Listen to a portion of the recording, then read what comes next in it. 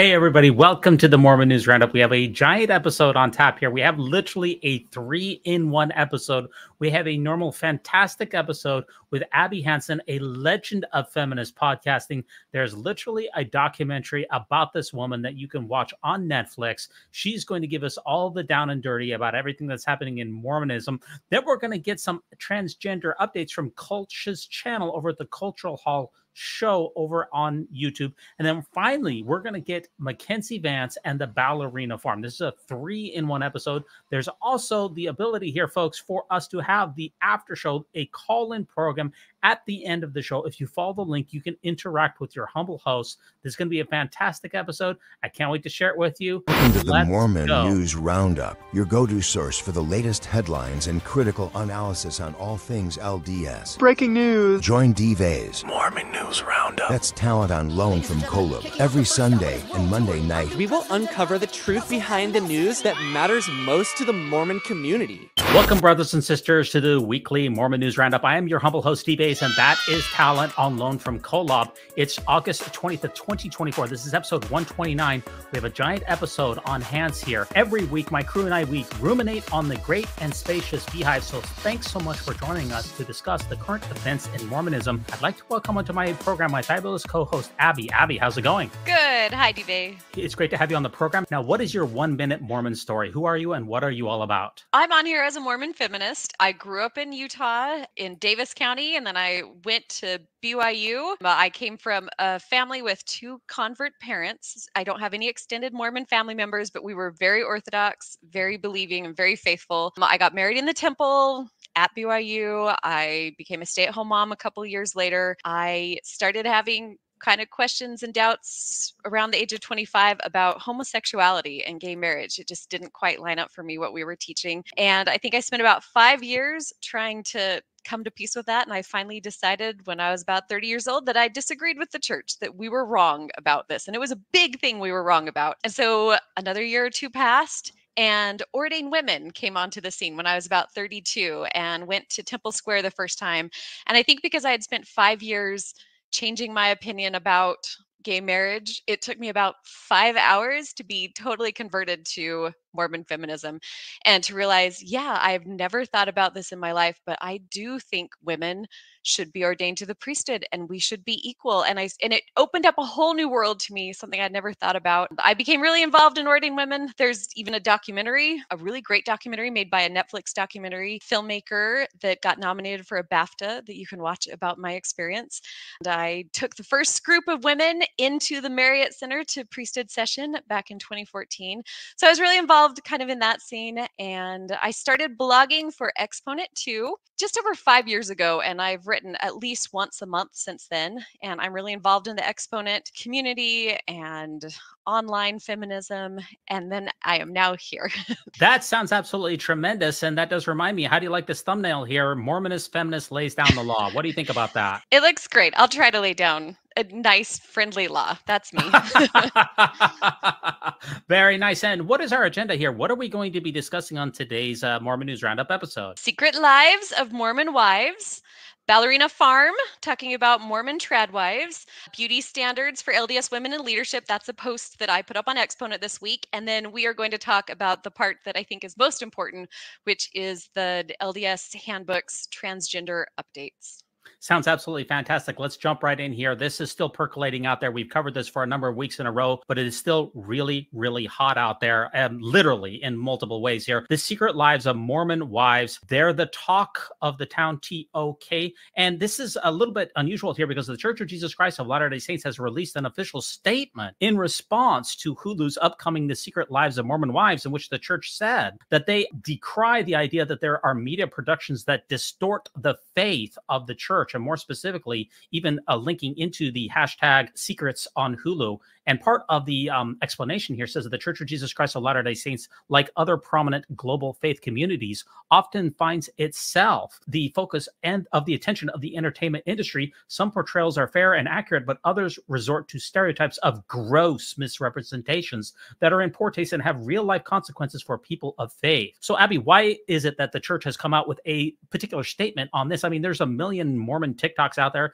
The church doesn't release anything about those. There's lots of YouTube channels, but the church has decided to weigh in on this particular issue. It seems like the secret lives of Mormon wives has really gotten under the church's skin. It has. It's also gotten under the skin of so many of my female Mormon friends. Like, people have been sharing around. I know we have in an upcoming slide some of the stuff that people have been sharing around. I can't answer why specifically that the church has decided to come out about this, but I do have some thoughts on the issue. As far as why so many people are getting so up in arms over it, including, like I said, a lot of different Mormon women. I have another friend, an Exponent blogger named Callan Olive, who is a therapist, and she talked about the idea that women are so wrapped up in their Mormon identity, and it's so important to them that when someone attacks the Mormon church or makes the Mormon church look a certain way that doesn't reflect who they are, it's really stressful for them, and they feel like they need to come out and defend it and say it's wrong.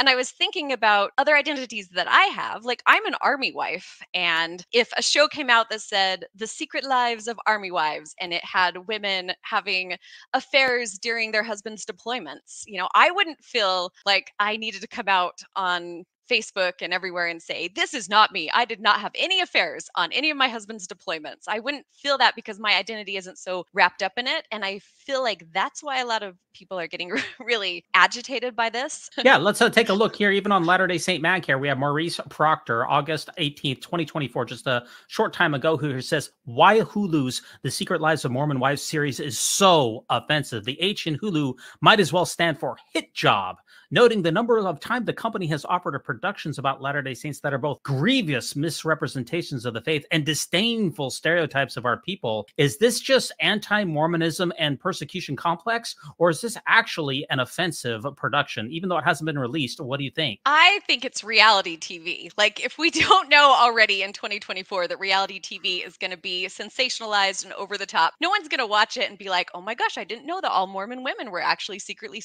swingers. Like, we obviously know that's not the case. It's frustrating because the church's statement talks about the millions and millions of people that, adhere to this faith. And, that woman talking about how this doesn't represent our faith. The church really loves to talk about their numbers, like their membership numbers, about how we have over 17 million people in the church. And we all know that out of those 17 million members, there are lots of people who are inactive and who do not follow the church's moral standards at all. But we count everybody. If they've been baptized or blessed and they're on the records, we count them forever. So it feels really insincere to want to brag about 17 million members all the time, but then to say, but not these ones, they don't represent us. If you want to count those women on your rolls, then you have to claim them. They could go step it back and say, actually, we only have about 3 or 4 million active members who have temple recommends, who hold up all of our standards and do what we tell them to do. Then that would be accurate and they could put these women down. But they can't have it both ways. I guess that's something that's frustrating. That's very interesting. Now, there is a program out there that has a conservative LDS bent to it. It's called Word Radio, and they talked about Hulu's exploitation of Mormon women, and that the show has crossed the line. And they take great issue here with one of the thumbnails of the program, which has the secret lives of Mormon wives, the women, in front of the Provo Temple. Can you describe that picture out there for those of us who are in podcast land and can't necessarily see it? Sure. It's got the old Provo Temple, and it's got all of these women in a row in front of it holding hands. I think it's supposed to kind of be Handmaid's Tale. Right, Handmaid's Tale. Yes. They're all holding hands, wearing matching coat. It's obviously done kind of in poor taste and to sensationalize and to get people, I'm sure they wanted to get people talking about it and people riled up. They're in it for the clicks, no doubt about it. They're really there to rile people up. I do want to get one take here. This is a 1 minute clip where they talk about this particular show. Okay, is this a hit job, or is it actually represent a small portion of Latter-day Saint women? Let's just watch the first minute of this, which is entitled, Dear Hulu, Stop Messing with Sacred Spaces. You do not mess with sacred spots. Like, this is crossing a line. It's for a reason. Macy, I need you to twerk your off. Show me what you're working with. My goal was really just to be able to provide for my family. Bye. Like, somebody just take the wheel for a second while I gather my thoughts, please. Okay, well, it gets better. So then they all start swinging with each other, Megan. You lie like a dog, Brittany. No. They all get drunk, party, and they swing. It's so tacky, and it's so classless, and such a repulsive misrepresentation of our faith. And I'm sick to death of people coming after us. Stop treating us like low-hanging fruit. They claim to still be members. I wish that the church would take more of a stance instead of just a statement. I wish there was more call to action from the church instead of individual members feeling like we have to step up and have a call to action ourselves. Like, why isn't the church doing a lawsuit? Why isn't the church excommunicating those people? Maybe they did. I don't know. Why is it up to individual members? I think it's valuable, though, to show that, like, this is seriously concerning for anyone in the church. They actually have one good point here that the church could sue Hulu because the church owns the copyright to the word Mormon. And in fact, if you go back to Heather Gray from the Real Housewives of Salt Lake City, she wrote the memoir Bad Mormon and got sued by the church. So technically, yes, the church could sue Hulu for using the word Mormon, but they haven't. What's your reaction to the stop messing with sacred spaces here and these very conservative Latter-day Saint women? Again, like I said before, these women have every right to claim Mormon, especially because we don't use the word Mormon anymore to describe ourselves. Like, it feels like it's up for grabs. Maybe another reaction I have on the same topic, I'll give you like a feminist take. How's that, since you have a Mormon feminist on? I just notice how much we go after women when they are behaving badly, because it is tacky, like they said. It's not meant to be full of class or anything elegant or well representing Mormon women, but we go after women who are in consensual adult sexual relationships. They're swingers, and you can like that or not, but they're not doing anything illegal or wrong. While at the same time in our church, our early male church leaders behaved very much like these women. Like, if we're really being honest, these leaders, especially the higher up you got in the 1800s as our church was founding, the more sexual partners these men were able to have.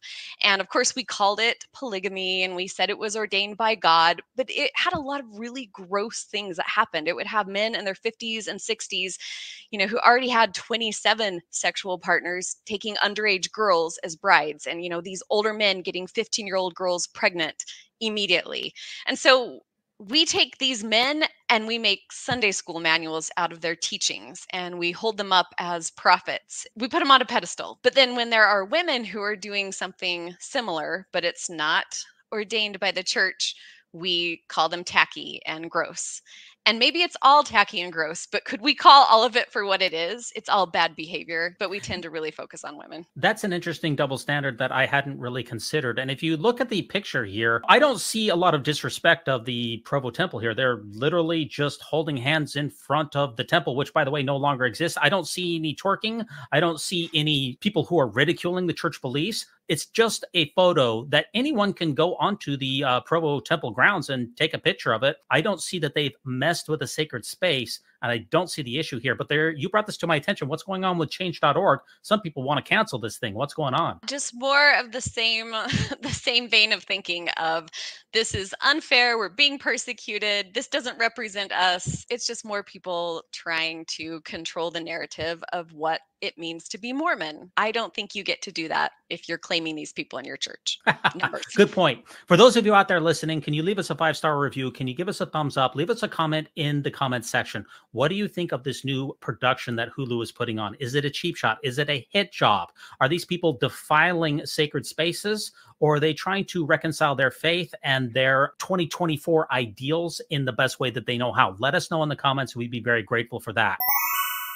In the same vein here, we also have the ballerina farm and the problem with choice, how the debate is dividing LDS women. And Utah's Hannah Needleman and a recent profile of the internet influencer have become tests in a longstanding sensitive conversation around Latter-day Saint women and the freedom of self-determination. Hannah here is really taking the internet by a storm. In fact, there was a podcast on her on Mormon Stories, and she's really making the rounds. What do you think of the so-called ballerina farm adherent here? That's been a really interesting conversation to follow among Mormon feminists. We've covered some of that on the Exponent blog as well. We had a woman come in and write about leaving her opera career to become a mom. One thing I kind of have realized, just anything that's covered by news media, everybody's going to get everything wrong. She's a business. She's putting on a show. She's performing. She's a performer. She's performing. And I don't know how to judge her or pick apart her life or anything. It's my friend Ashley who wrote that about leaving her opera career. What I think I can offer, there's this divide. There's women who are saying, oh, she's such a great example, and other women, especially Mormon feminists, who are frustrated by her and are saying, oh, this is a bad situation. And I think what's happening is a lot of women, especially women my age, I'm 43, so I grew up in the 80s and 90s. I went through the Young Women's Program in the 1990s, and I started BYU fall of 1999. And I think a lot of women my age learned that we were only allowed to seek motherhood and getting married as young as we can, having babies, staying at home, that seeking a career, seeking education, having ambitions and goals outside of wife and mother were not okay for us. And so a lot of us set aside dreams that we had when we met someone who wanted to get married. I met my husband when I was still 19, and I got married when I was 21, and I hadn't wanted to get married in college, and I didn't really get excited about having babies, and I didn't want to be a stay-at-home mom, but I did it all on faith because I had been taught that this was what God wanted me to do and that it's what would make me the most fulfilled and happy.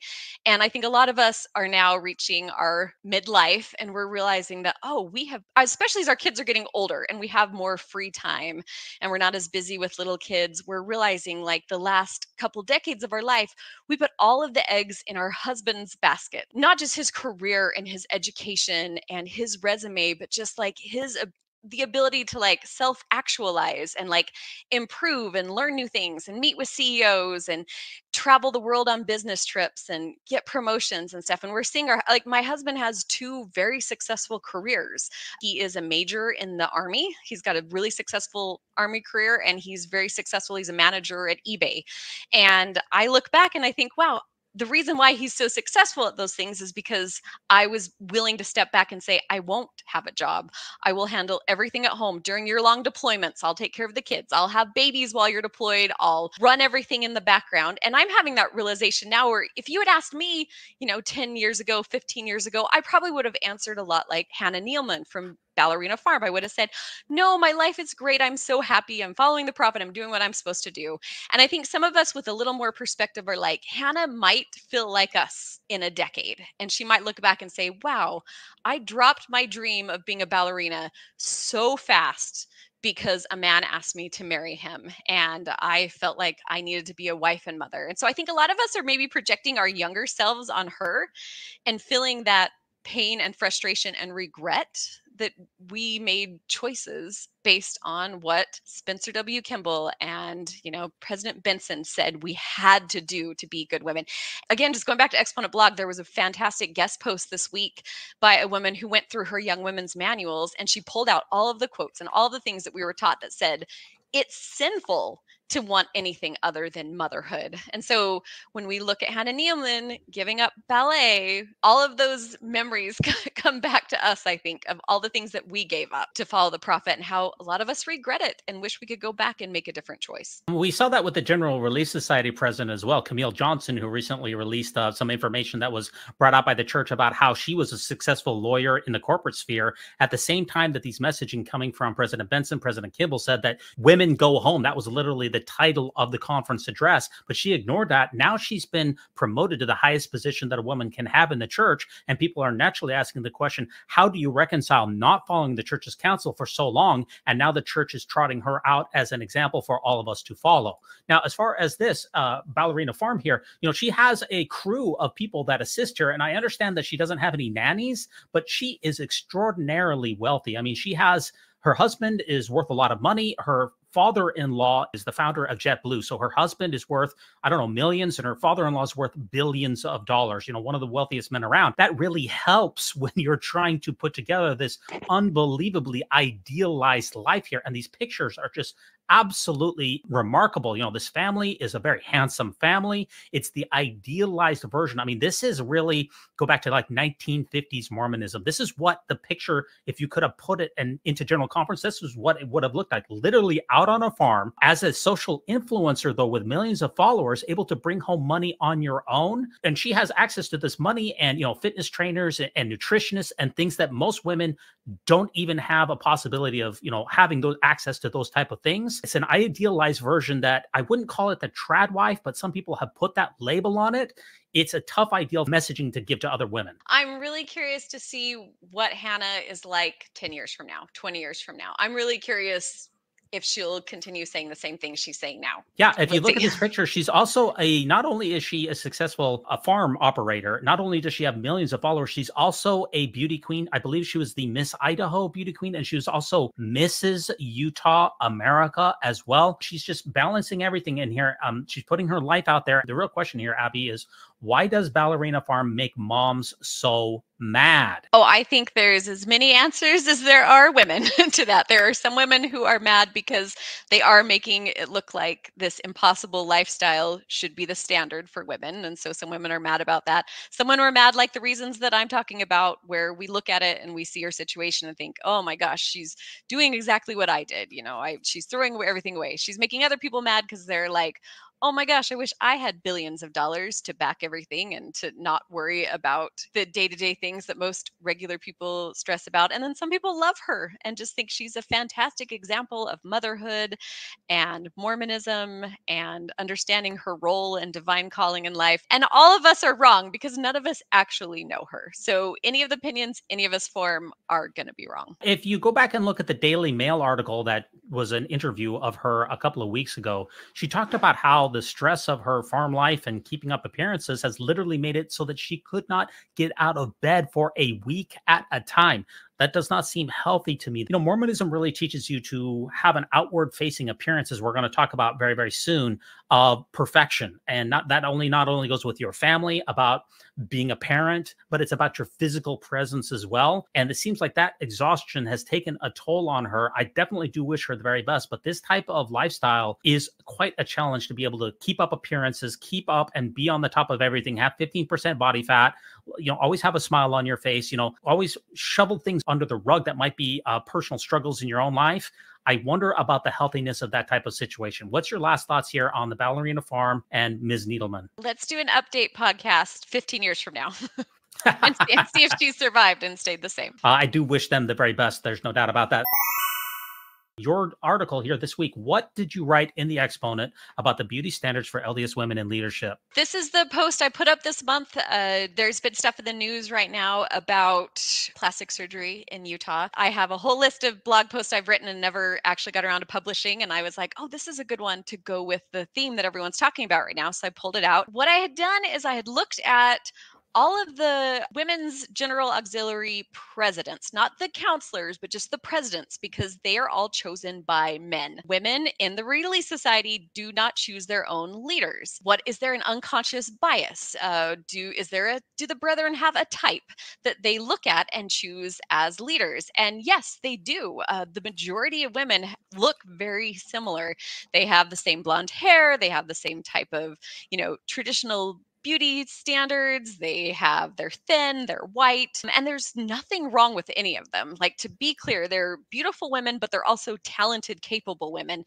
The question is just, are there women who aren't meeting this specific physical beauty standard criteria that is probably an unconscious bias that these men who are choosing our leaders have? And are these women not even being put into consideration because they don't look like what the men think they should look like? What I noticed in the article that you brought out, number one, is there seems to be a double standard, because if you look at the quorum of the 15, no offense, but no one would mistake these gentlemen for being part of a beauty pageant of any kind. It doesn't seem like the male leadership physical appearance matters at all. But when you look at the female leadership, there seems to be a striking similarity in a particular type that is preferred by the people who call these individuals into these positions, which of course is men. There's a double standard here. And that's why you wrote in the article, is physical beauty important for women called into positions of influence in the church? And it's not just at the General Relief Society level, or at the Young Women's Leadership level, or at the Sunday school level. You also point out that this also seems to have an effect, at least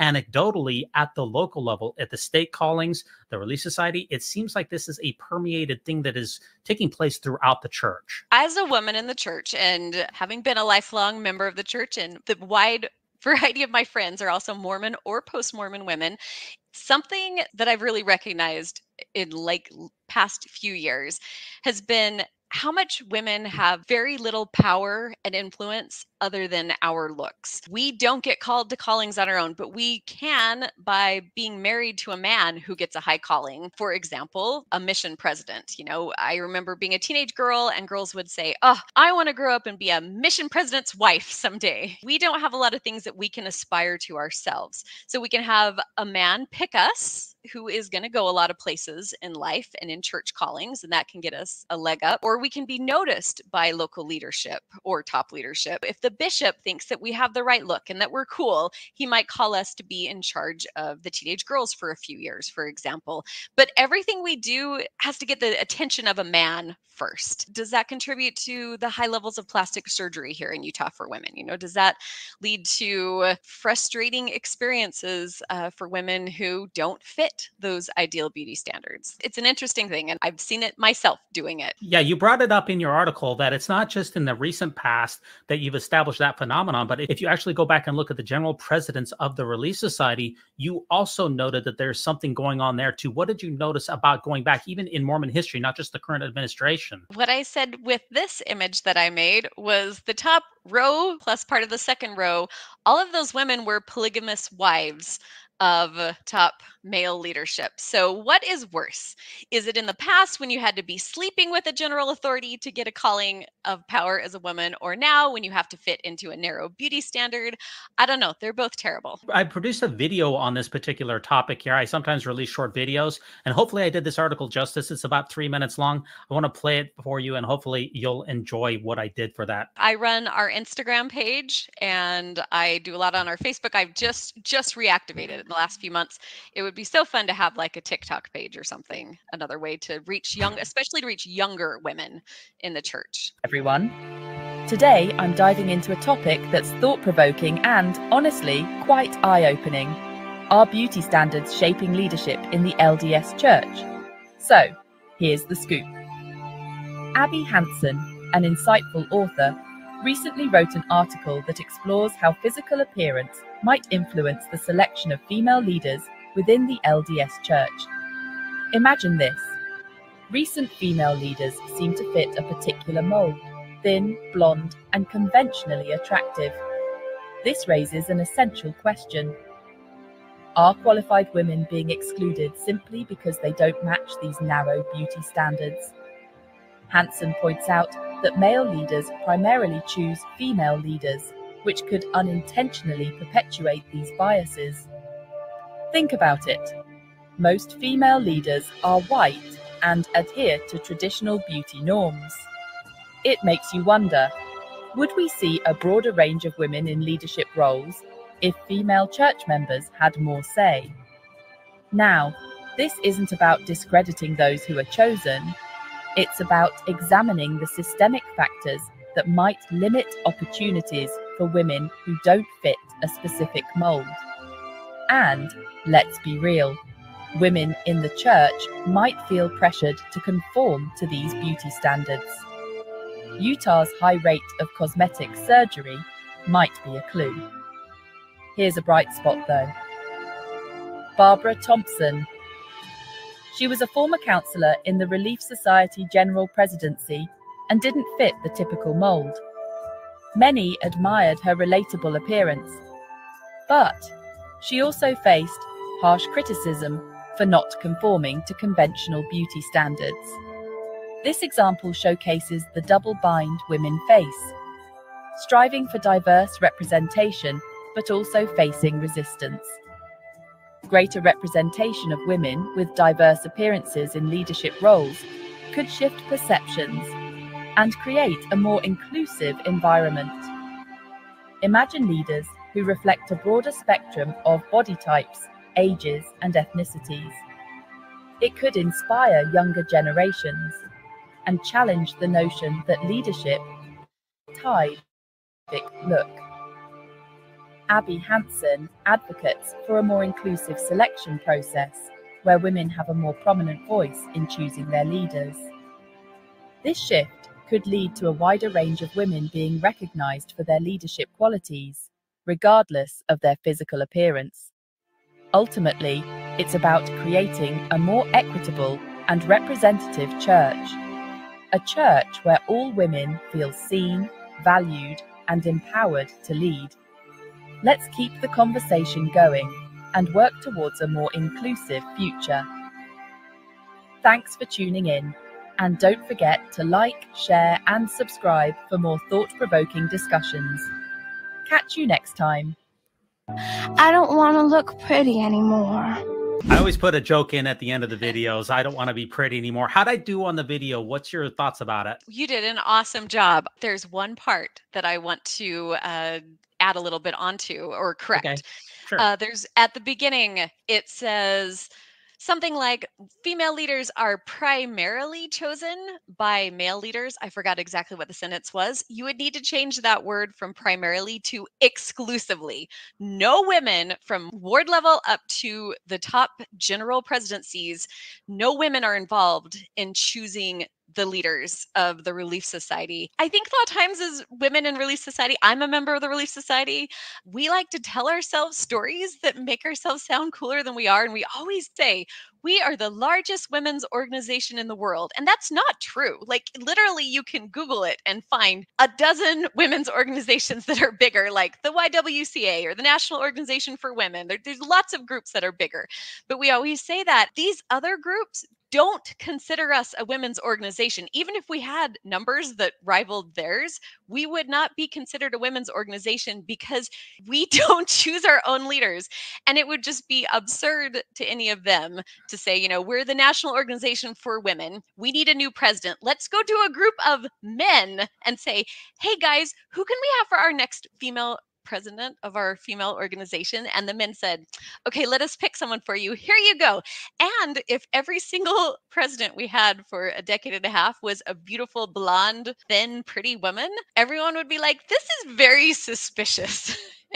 And so other women-led organizations, if you look at their leadership, there's so much more variety. And it's because women are actually choosing their own leaders. So that's the only thing I would add. I thought it was an awesome video. Thank you. Excellent feedback. I appreciate that. If you go and look at this picture, it is very striking what you put together. That's a fascinating look there. And it really kind of gets into the idea here of which states are most obsessed with cosmetic surgery. And we brought that up in your article, which I also referenced in the video. And it turns out that Utah is one of the most obsessed states with plastic surgery in general, having second per capita in plastic surgeons in Salt Lake City in particular, only behind Miami and even ahead of places like Los Angeles, which is surprising. And it is the single most obsessed state when it comes to breast augmentation. And it is in general obsessed with plastic surgery to a degree of a 10th out of all of the states.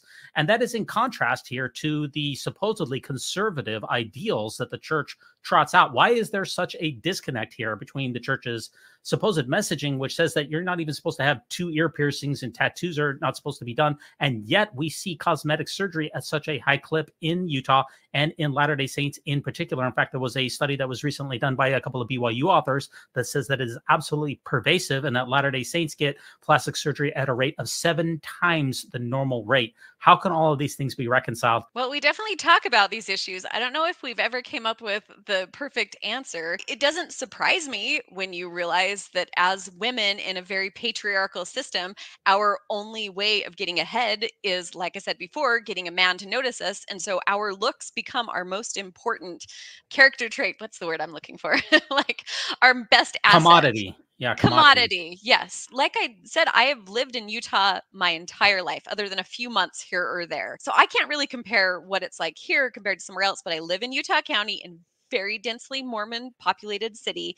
And I know a lot of women who have had mommy makeovers and breast augmentation. I can name so many, just like I could think of a whole bunch of people like, oh, and her and her and her and her. But I probably am missing a whole bunch. Funny side note, I remember talking to my husband a few years back and saying, there are women in our ward who've had breast augmentations, but I'm not going to tell you who they are because I don't want to they confidently or told me in confidentiality that they had had one. And my husband said, oh, was it her, her, and her? And I said, oh, you already know. And he said, didn't you know? Literally, I would never notice that a woman had a boob job in a million years unless she specifically told me. I guess that's probably because I am a straight woman. And my husband said, well, she'd been flat forever. And one day she walked into church and she was a double D. You really didn't notice? And I was like, no, I don't have that DNA that you have as a guy. So anyways, I'm sure there's more women that I just don't know about. And it's crazy because you're right. We look so down on someone for getting a tattoo or getting an extra ear piercing, or we have in the past, and yet no one says anything about like literally going under the knife. And in my very limited, again, experience of knowing who has had plastic surgery, I have two friends at two different places in my life over the past 15 years who have had life-threatening complications from a tummy tuck because it's a major abdominal surgery. And those are just the friends that I know about. And they were embarrassed to tell anyone because they were embarrassed that they almost died from something that seemed vain. It's such an interesting topic. I don't know that I have the answer. I've never had any type of cosmetic surgery. I don't plan on it. Maybe I'll change my mind someday. And I have nothing against the women who are doing it. Like, go for it. It's a very complicated topic. I also don't want women to feel pressured like they have to. As your article points out, if all of the people who are at the top in the most powerful positions in the church, if they all have a certain look, that sends an explicit message to other women that they need to conform to traditional beauty standards. And part of me putting together that video, I actually referenced one of the church affiliated videos, which was the Manners for Missionaries, which talks about sister missionaries, and it talks about the aesthetics and the beauty that sister missionaries are supposed to have. Now, that wasn't an official church video, but it was showed to many missionaries over the years. And there was no poise for elders. There's a double standard in this that your article points out, and it can have serious ramifications. As you mentioned, some people who feel church pressure to have these particular procedures, they can be life-threatening. I mean, there can be a lot of harm that comes in this. And as you said, I'm not shaming anyone for any choice that they voluntarily make. And I'm not here to cast a judgment on you. But if you're receiving outside pressure to conform to traditional beauty norms in order to try to appease God, and that pressure is given to you by the church leadership, in my opinion, that is harmful. What's your last thoughts on your article in the Exponent this week? Every woman watching this, you're beautiful and perfect. You don't need anything. But if you really want to get a boob job and a tummy tuck after you had 8 children, I am fully supportive of you. Sounds like you and your husband have a great relationship, by the way. That's very nice. I appreciate that.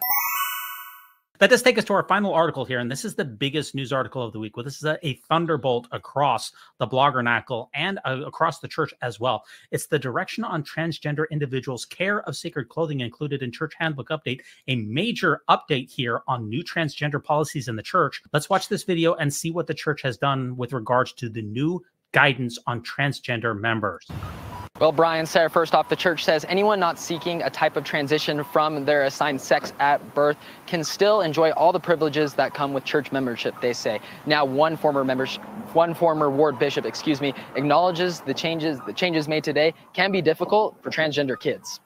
I'm going to be supportive of the church, its doctrine, its leaders, and not advocating for changes, but I just recognize also that is painful for transgender Latter-day Saints because they can't fit in this binary. Richard Ostler hosts Listen, Learn, and Love, a podcast where LGBTQ plus church members share their experience. I had to listen to trans people to better understand how to support trans people and the reality of their situation. Church leaders say they're against people pursuing surgical and medical transitions, or a person changing their names, pronouns, or the way they dress. The disciple of Christ is to validate your pain, sit with you in your pain, and listen to your story, and not say things like you're overthinking this or you should not feel this way.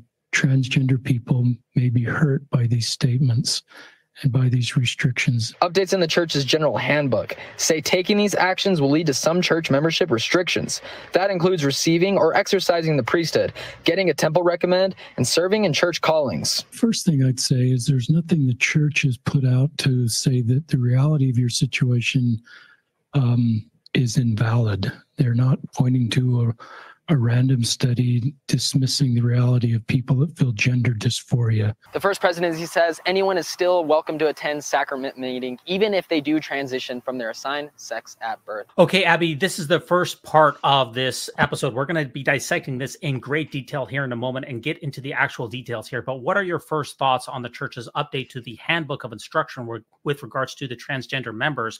I'm really glad that I have you on this particular episode because I know that this is an issue that is near and dear to your heart. We planned to do an episode together a couple months ago, 3 months ago. It's been a while, and we had no idea what the news topics were going to be the week that we ended up recording.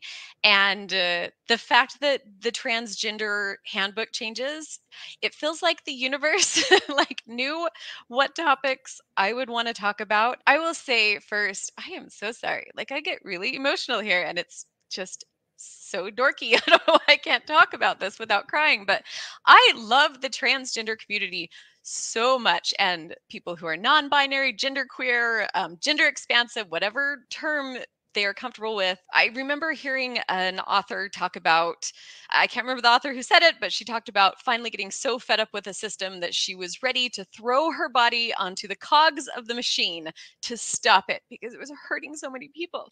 And that's how I feel. I feel that way about multiple things. I feel that way about equality for women and girls in the church. And I feel that way about all LGBTQ issues, but I have such a special place in my heart for the trans community. I have so many things that I can say about this topic. So I had an interesting experience that taught me about what it means to be transgender and the science and the biology behind it, that it's not something that's just in people's head, that it's not a mental illness, that they're not just making it up, and especially that they're not just choosing to sin. So I want anyone who is watching this, I know a transgender person, a closeted or out trans person or non-binary person, or someone who's just not sure what they are yet, might be watching this. And I want them to know that they are perfect and that we are the ones who are wrong. The rest of the world, we are still trying to figure this out, and we will catch up at some point, but nothing is wrong with you. You are perfect. I had a BYU professor back the fall of 1999. His name is Bill Bradshaw, and I took Biology 101 from him in the Joseph Smith Memorial Building in the auditorium with like hundreds of other freshmen. And I just would have forgotten about him and never thought about him again. But over the years, Bill Bradshaw remains to this day an active, faithful member of the LDS Church. He has served as a mission president, so he's had higher callings. I mean, he's a very active, engaged man. He also has a gay son. And he also has, I can't remember, one or two, I think 2 PhDs in biology, in something smart. He knows a lot about biology, and he knows a lot about human biology. And as a biologist, he looked at his gay son and said, my son came out of the womb fabulous, like very different than his brothers. And he said, this is not a choice. Like, my gay son did not choose to be gay. He has always been this way. And so Bill Bradshaw, with all of his brilliance and his Latter-day Saint faith, he really began to study the biological backgrounds and causes of homosexuality. And he has expanded into other topics like, why is someone transgender? So it was really interesting to me. I had been learning a lot about and I had been making a lot of friends in the trans world over the years. And then in the fall of 2019, I went to a class taught by Bill Bradshaw. It was such a come round full circle moment for me, to such an incredible class that he taught at an Encircle event. And it was an hour-long class on the biological causes of being transgender. And I was like, am I 18 years old again? I'm sitting here listening to my BYU professor talk about this. For anyone watching this who, even if you're a progressive Mormon or you're an active Mormon or a post-Mormon, and you're like, I still just can't quite get, oh, there you go, you found him. Yes, that's Bill Bradshaw. Just a fantastic human being. If you don't understand what it means to be transgender yet, and you're still thinking, I don't understand how someone can have a male body and then just decide one day they're female, it sounds crazy, it sounds creepy, it sounds weird, it sounds odd, it sounds like they're mentally ill. There's lots of great resources online, Bill Bradshaw is one of them, to understand that it is part of normal, beautiful, expansive human biology. What I came to understand from him is that most of us have basically a kindergarten level understanding of how human biology and our gender and sex work. We just think there's male and there's female, and you're one of the two, and you get together and make babies, and that's kind of how it works. But it's so much more complex and so much more beautiful than that. There's a lot of other things that I have a kindergarten level understanding of, like how electricity works. If the general population doesn't really understand how electricity works or how the weather really works, other than this very basic kindergarten level, it doesn't hurt anyone. But the fact that so many of us have this kindergarten level understanding of how human biology, when it comes to sex, works, it's hurting people. I don't feel like it's right for us to all live in ignorance and misinformation. And Bill Bradshaw taught me, he's like, there is male, there is female, and then there's this beautiful transition between the two. We always look at one way. We always look at just external genitalia on a baby, and we say if it's a boy or a girl. But and all these things, you can go and research other places, but there's chromosomes and hormones and what type of gonads, and does this body make sperm or eggs or both? There's so many different ways where people don't fit on this binary carefully and closely. I would just want people to understand, if they don't already, that this is not something in people's heads. There are people who are born with bodies that look female at birth, but they really are on the spectrum over here, and they're much more comfortable masculine presenting, or they're in the middle and they're non-binary and they're like, really, I could go either way. To take something that is the way you're born, like some people are born with red hair, some people are born with dark skin, some people are born missing a leg, some people have an extra toe. The beauty of the human experience is so expansive, and to put it in a tiny little box where we only have male and we only have female is just so short-sighted, and we miss so much beauty. When somebody is born anywhere in here, the binary male and female here, and they're born somewhere along here, and they come and they tell us, you know what, you guys are all putting me in the female box, and I feel incredibly uncomfortable there. I need to transition to the gender that I feel comfortable in and that I feel like really represents me and my spirit. I know a lot of active LDS members who are trans who love the proclamation on the family where it says gender is eternal, because they say, yeah, I know, I've been a man for all of eternity, and I will be a man for all of eternity. And through a birth defect or an earthly challenge, I was born in a body that doctors said looked like female when I was born, but I know that my spirit is a man. Basically, Bill Bradshaw just said, look, people know when they're transgender. They know when something is up. And a lot of times you don't prove it until later in life, when they have a major abdominal surgery and they cut open a woman and they tell her, oh, do you know you have 2 testicles inside of you? And she says, oh my gosh, I have never felt fully female. This makes so much sense. People know, just like when you have appendicitis or you need your gallbladder out and you say something is wrong, something's hurting inside. I know I'm having pain. I know something's wrong. I need to change something. If we just looked at them and said, yeah, you look fine to me, I'm uncomfortable with you writhing in pain on the floor, could you please stop and just sit up and act normal? That's what we're telling people who are transgender. It's not a small thing. I think we take the idea that prophets and apostles don't have to have any kind of earthly training or any credentials in an area to speak on a topic. That goes back to 14 Fundamentals of Following the Prophet, if you're familiar with that. Yes, I am, for sure. That's wrong. We need experts. We need people like Bill Bradshaw. Oh, and the greatest thing that I loved about him was at the end of that class that I went to back in 2019, someone raised their hand and said, Dr. Bradshaw, are you concerned about church discipline? Because what you're teaching goes against like church doctrine. And he said, are you worried about like getting excommunicated or something? What will happen to you? And Bill Bradshaw just sighed and he said, the only thing I worry about is that I am getting really old and I'm not going to be around that much longer. There is so much education that still needs to happen at all levels of the church. I'm not worried about any of that. I'm worried I might die before I get a chance to tell enough people about this. Boy, when I ask you to give some introductory comments, you don't hold back, do you? You know what? Anyone who knows me knows I can talk for a very long time. That is a good thing, and that's why your blog posts are so great. Now, let's actually get into the actual policies here. This was from Latter-Gay Stories. This is the actual verbiage here from the handbook that was updated.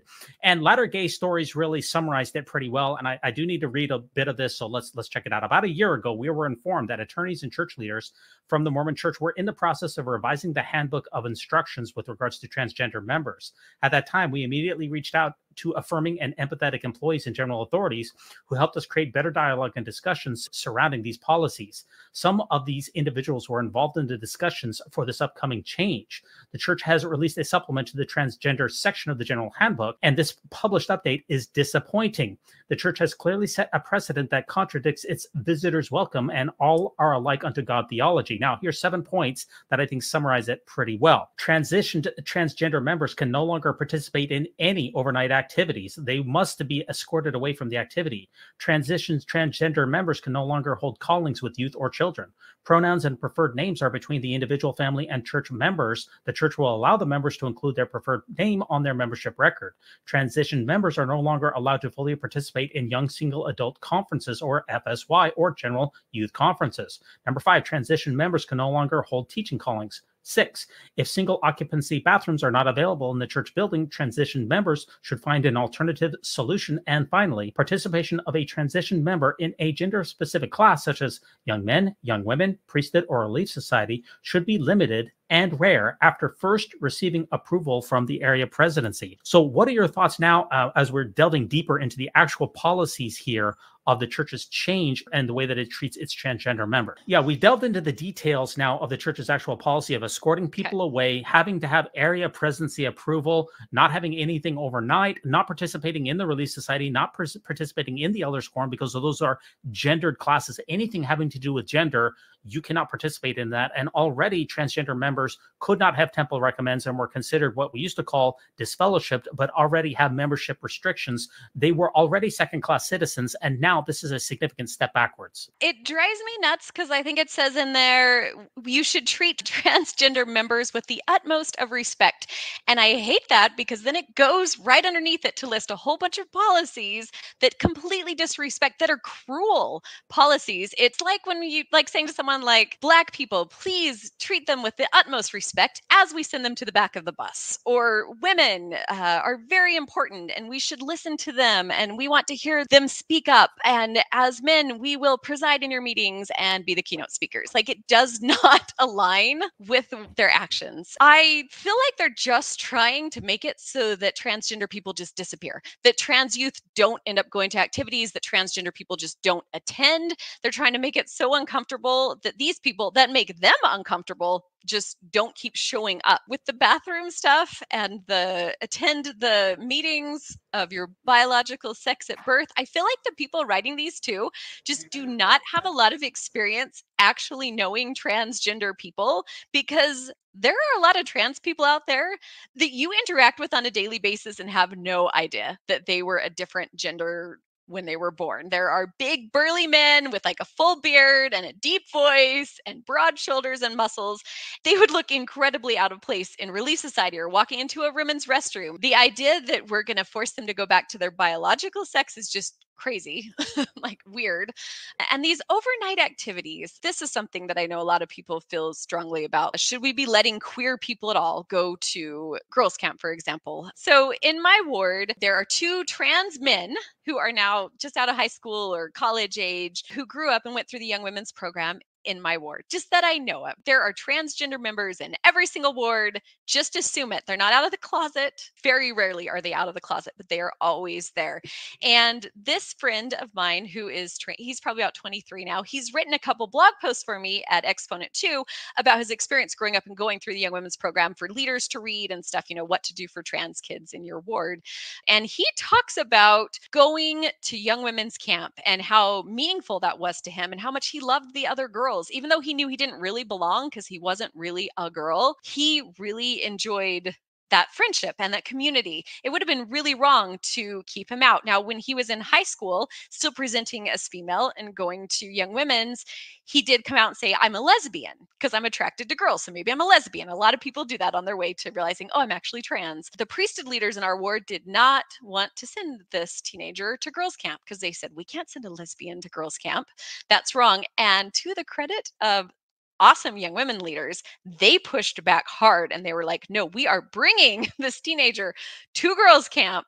It does not matter what their sexuality is. they're coming, and they look back fondly on those memories. And as time passed and they graduated from high school and he came out as trans, I became friends with him at that point. I wasn't a young women's leader when he was in the program. He's a good friend of mine today. And the night before he started testosterone, me and several of his former young women's leaders, we knew that his family was not going to celebrate him starting testosterone, and we're not supportive at all of his transition.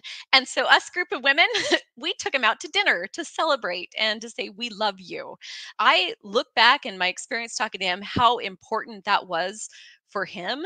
So the idea of trying to just make it so that it's harder for trans kids to participate in normal and I'm trying to think of the word, sorry, normal rites of passage and going to the same camps and the same programs that the other kids in their ward and their neighborhood are going to. I think that's really harmful and cruel. It was a good thing for him to go to those stuff. Like, they're treating them as if they're predators just for, again, a biological variation in how their body was when they were born and how they were created by God, if you believe in God. If we are going to take a group of people and say, this group of people is more likely to assault women and children, so we're going to keep them away, or we're going to not allow them to have alone time with women and children, that is not transgender people. That is straight cisgender men.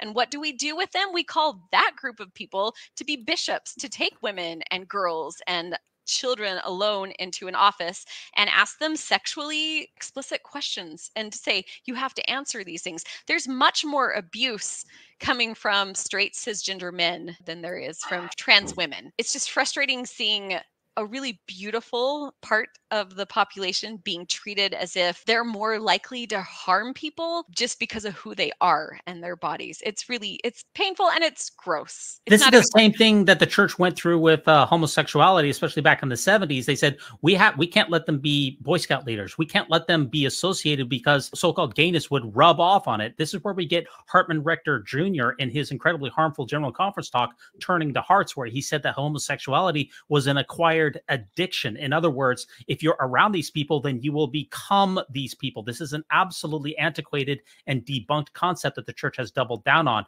And this policy was not preyed upon by prophets, seers, and revelators. It was literally crafted by lawyers, and it is certainly a significant step back. And I saw a couple of memes that went along with this, which we're going to get into. It says you cannot treat people like garbage and worship God at the same time. That doesn't make any sense. Now, I want to get into probably the most explosive video which talked about this was over there on Greg on Quick Media's show. And his entire show really talks a lot about queer identity and gender theory. And this is the new LDS pronouns and transgender policy. This video has 50,000 views. For those of you out there, that is huge in the Mormon community. Really, Greg represents a significant portion of the faithful LDS members who agree with these policies, but don't want to come out and denounce them because in their heart, they really believe them. That's why he has such resonance. This is a huge video, and we're going to queue up a few of these clips here for you. Abby, are you ready for these clips to see what we got here? Yeah, they're terrible, but yeah, go ahead. Okay, let's see what we got here. Okay, so the first one that Greg says is, no one should let your kid attend a church class with a trans person. Should have, because there are some wards that have put leaders in place that push this identitarianism and queer theory and gender ideology. And what are you going to do? If my kid was in a class like that, I wouldn't let him go.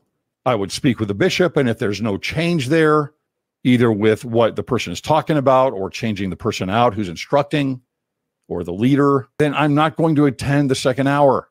It's not going to happen. Yeah, so basically the idea here is transgender people should never be around children. And if Greg's kids were in a class that had a transgender person who was involved with it, he would yank them out, or he would even boycott the church. First, it's wild that he feels like it's totally socially acceptable to say, I don't feel comfortable around transgender people, so I really sit in that discomfort for a minute. Like, why is there a person that you are not comfortable being around? It's crazy to me. But what it reminds me of is a story that I heard very recently from that brand new book that is coming out about Blacks and the priesthood and the LDS Church called Second Class Saints.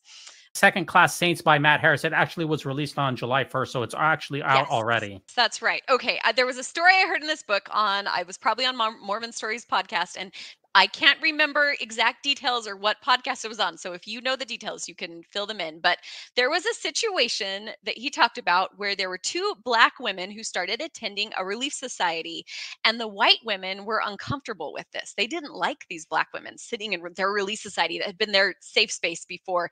And they went to their stake president, and the stake president was someone important that became an apostle or prophet later, like it was Spencer W. Kimball or somebody like that. And they went to their stake president, and the stake president wrote to church headquarters and said, what do I do in this situation? And they wrote back and said, we're going to leave that in your hands. You do what you think is best in your stake. And so his decision was to approach the Black women and say, the white women aren't comfortable with you coming to Relief Society. So he either said, we're going to set a place for you off to the side and in the back where you can sit.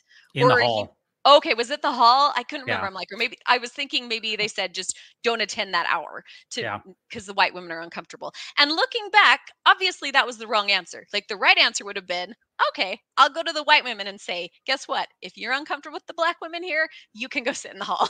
Like they are welcome here. And I feel like there's so many similarities between how we treated Black members of the church and how we are treating transgender or any type of queer member of the church right now. The idea that he can't sit in that discomfort or be around a person who is different than him, it's something that's going to sound just as terrible 50 years from now as that story does to us now in 2024. Like it's not going to age well. You know, it's amazing that he has no problem with prophetseers and revelators who engaged in a 22-year-long investment scam and was fined $5 million for fraudulently and shamefully hoarding $300 billion. But he can't be in a Sunday school class or his children in a Sunday school class where somebody is trying to teach you about Jesus if they're transgender. We're seeing a disconnect here of amazing proportions. Now, in his next clip, he says that we shouldn't call people by their preferred pronouns. But I will not call an individual, a trans individual, by a different pronoun than what their biological sex is. But what's the problem here, Abby, with calling somebody by their preferred pronouns? I don't see what the issue is. It's so frustrating. And I know I'm not the first one at all to say this, but it has to be said that if you went up to this guy and said, hey, you're a Mormon, right? He would say, ugh. Stop. Mormon is actually offensive to me. I do not like that term. I am a member of the Church of Jesus Christ of Latter-day Saints, and I need you to call me that. And he would expect you to respect that. But if a transgender person walks up to him and says, hey, I know you've always called me Christine, but I'm more comfortable with just Chris. So can you just call me Chris instead of Christine? He would say, absolutely not. I will not do that. It offends me. Anyways, just the hypocrisy has to be called out because it's so aggravating. It's such a small thing to do, to use someone's preferred pronouns. Probably the most controversial aspect of all of this is the church's policy that says that bathroom guards are needed for trans persons at church. This is unbelievable. Let's hear about that. Or one that corresponds to the individual's feeling of their inner sense of gender with a trusted person ensuring that others are not using the restroom at the same time. That seems reasonable to me. That's very reasonable. Have someone stand outside the door and say, hey, someone is in here that identifies as a woman. He's actually a man. I'm just here to let you know this. You may want to use a different restroom, or you can wait. Do transgender members of the church, do they need bathroom guards to keep everyone safe? No, and I think slightly past this on the clip, he had said, this is totally reasonable. And I'm like, it's not, it's cruel. It's not reasonable. I'm never going to convince him, and he's never going to convince me. We see things very differently. I propose a different policy for a trans person who needs to use the restroom during church. I think, sure, they should have someone always go with them. They should have someone of the same gender as they identify with to go to the bathroom with them, just in case anyone is a jerk to them, that they have a friend there to defend them and to stand up for them. And in the case of me, I'd be going with a trans woman so that there's someone to tell her that she looks really pretty and make sure that her skirt isn't tucked into her pantyhose, and to be her hype woman, like we do when we go to the bathroom together as women. That is the policy that I could get behind, was we are going to do everything we can to protect trans people and make sure they are comfortable and safe, not the other way around. If you are uncomfortable going into a bathroom where there might be a transgender person, you can just hold your pee till you get home, because transgender people do that all the time, everywhere in their daily lives. they wait until they get home to go to the bathroom unless it's an absolute emergency because they're worried about violence or someone bothering them. And so if there's one thing we can give to them that would be Christ-like, it would be to say, hey, on Sundays at church, you don't have to do that. We will all hold RP if we're uncomfortable being in the bathroom with you, even though that's dumb. We don't have time to go through every one of his clips, but he compares trans persons to drug addiction, smokers, atheists, liars, and a bunch of other things. But he says that we can't really even tolerate these individuals. He says that true charity, the pure love of Christ, does not even tolerate trans persons' mere existence. And this is our final clip off of Greg Matson. Charity does not tolerate sin. It does not tolerate lies. It does not tolerate going against the doctrine of God. This is scriptural. This will become more and more confusing as society piles on the deconstruction of identity and biological sex. Actually, none of this is scriptural. The entire handbook update doesn't reference the scriptures at all. It's not in any of the standard works. This is nothing but a policy that was written by lawyers, and it's not grounded in church doctrine whatsoever. And more importantly, it's not grounded in science and what we know about human flourishing. Greg is just wrong at every aspect here. True charity means that we love each other and we don't post bathroom guards. We don't disenfranchise people. We don't demonize them. We don't compare them to sinners and call them liars. That's not true charity. Yep, I agree. It's a misunderstanding of science. It's not understanding how things actually work. Calling it a sin, calling it a lie.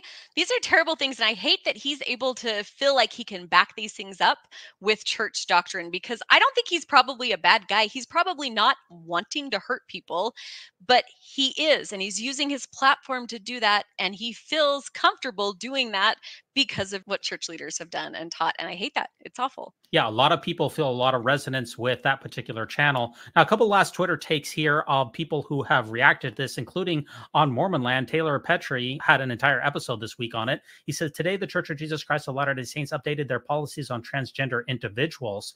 This is the first change in the policies since 2020, which had then carved out restricted membership for trans folks instead of excommunication. And he was quoted in the Salt Lake Tribune as saying, taken together, the policies contribute to fears that transgender members' presence is a danger to other people while giving into right-wing fear-mongering. None of this has anything to do with the church teachings about priesthood, temple, or long-standing customs of gender-specific classes. The church is really doubling down on this. In fact, just about a year ago, the church approved a very high-profile transgender baptism, but it seems like the church is taking a major step back here with the fear-mongering. And I don't know how to describe this any other way other than really hate for an individual's identity. It's really, really troubling. It's awful. I had been coming to get to know people in the trans community, probably starting around 2014. I started going with Mormons Building Bridges to Pride festivals, and I would march in the parade with them, and I would do hugging booths. And that's where I started to make friends who were transgender. And I hadn't ever met anyone or known anyone before then. And I started to find that they were some of the most beautiful, unique, wonderful people I'd ever met, because they had this perspective that wasn't just male or female. They were just incredibly wonderful human beings. And many of them are still my friend to this day. I love them very much. I've gone to the bathroom with lots of trans women and nothing bad happened. We just talked about our hair. It was Thanksgiving of 2015. I remember because it was Thanksgiving week and it was right after the November 5th policy had just exploded everywhere, which was the exclusion policy saying that kids that had gay parents could not get baptized into the church or get a blessing. At this point in time, I was visiting other churches. I was kind of doing like a church tour. And my favorite one by far still for me was the Unitarian Universalist Church. There was one in Salt Lake City I would drive to. And their meeting, I think, was like at 10:30 in the morning. And my ward met at 1 o'clock at the time. So I could actually go to both of the meetings in one day. And I went, and that congregation had a ton of variety. Like, you would walk in and you would see people dressed very differently. You would see like a woman in a cocktail dress with tattoos, and you would see a gay couple, and you would see a more traditional looking family. You'd see someone who looked like the Relief Society president in her ward. People would be in jeans. Some people would be dressed up. There was different races and different orientations and just everyone. It was very, very mixed. And they make a really big emphasis on everyone is welcome here. We love you. It doesn't matter if you're atheist, doesn't matter if you are Christian, doesn't matter if you don't know what you believe. You can be Mormon and come. Everyone is accepted. And there were two transgender women at the time who attended this, I call it the UU church, attended their services. And they looked obviously transgender. They were very tall. Sometimes they wouldn't have shaved yet and stuff in the mornings.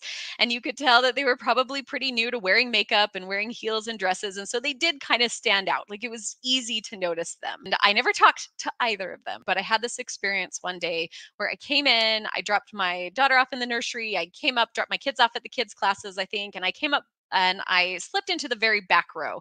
And one of the trans women came and sat directly in front of me on the second to back row. And we weren't talking to each other or anything. The meeting was about to start. I was by myself. She was by herself. Probably a guy about my age, probably in his 30s, came and sat down on the row a few seats away. He looked up, he saw her, and his whole face lit up and he said, "Hey," and he'd said her name. "How are you?" And he said, "Come sit by me." And they scooted next to each other. And the way it worked out, they were both right in front of me. So I was like a foot and a half away from their little private conversation they were having. They had no idea I was listening to it, that I was a Mormon mom, that I had not had a lot of experience, seeing transgender people in a church setting before. And this guy reached up and he gave her a side hug and said, "How are you?" and was so friendly to her. And then the opening hymn started and they were singing it was a song they weren't very familiar with. And it was kind of weird. It had like a second ending and both of them sang the wrong ending together, like started singing loudly the wrong part. And then they both got the giggles and started laughing. And I heard them whisper, they had something like, "I don't know why so-and-so hasn't asked us to be in the choir yet. Haha." Like they just had this little like moment of friendship. And it was so seemingly just a simple moment, but it was such a big moment for me because I saw a transgender woman sitting down at church and another person who wasn't transgender seeing her and loving her and putting his arm around her and treating her like a totally normal human being. And it was like the heavens opened up and it was like, this is what it's supposed to be. And it was a beautiful moment for me to see. So I went back to my ward after this and I went into Sunday school. And like I said, it was right after the exclusion policy had happened. The Sunday school teacher decided to start talking about it because it was the thing everyone was talking about. And I remember looking around the room and seeing how different it was than the Unitarian Universalist Church, where there was such a variety of people and everyone was there showing up as their authentic selves. And those trans women, I don't know that those trans women probably, based on how awkward they kind of looked, I'm guessing that might have been the only place that they felt comfortable dressing up in feminine clothing the whole week long. Maybe that's the only place I felt safe. Well, I looked around my Sunday school class and I saw everybody looked exactly the same. All the men were in white shirts and ties. We all had the same haircuts. The women all looked really similar. There wasn't any variety. It felt more fake. Like we were all trying to present ourselves the same to be accepted. And then the Sunday school teacher started saying, this new policy out there, if you don't like it, you're the one who has the problem. You need to get in line with the prophets. We don't tell the prophets what to say. And everybody started talking. And I remember like it was such a contrast to what I had just seen a couple hours before. And I remember like everybody was talking and part of me wanted to raise my hand and say something, but I remember thinking, I had my head down and like hot tears were falling onto the floor. And I remember thinking, I cannot move an inch because if I move, I will stand up and scream and it will be really awkward and weird forever. I remember just thinking, there's some higher power and it's telling me that I've been in the wrong group, that my whole life I had been saying, hey, many times I thought I'm in the true church and this is the way God wants me to be and to live my life. And it was like something was telling me, I want to give you the greatest object lesson of all time. And I want you to see that you are in the wrong group. That this is not how it's supposed to be. I feel like that's what I'm seeing with this transgender policy. We're wrong.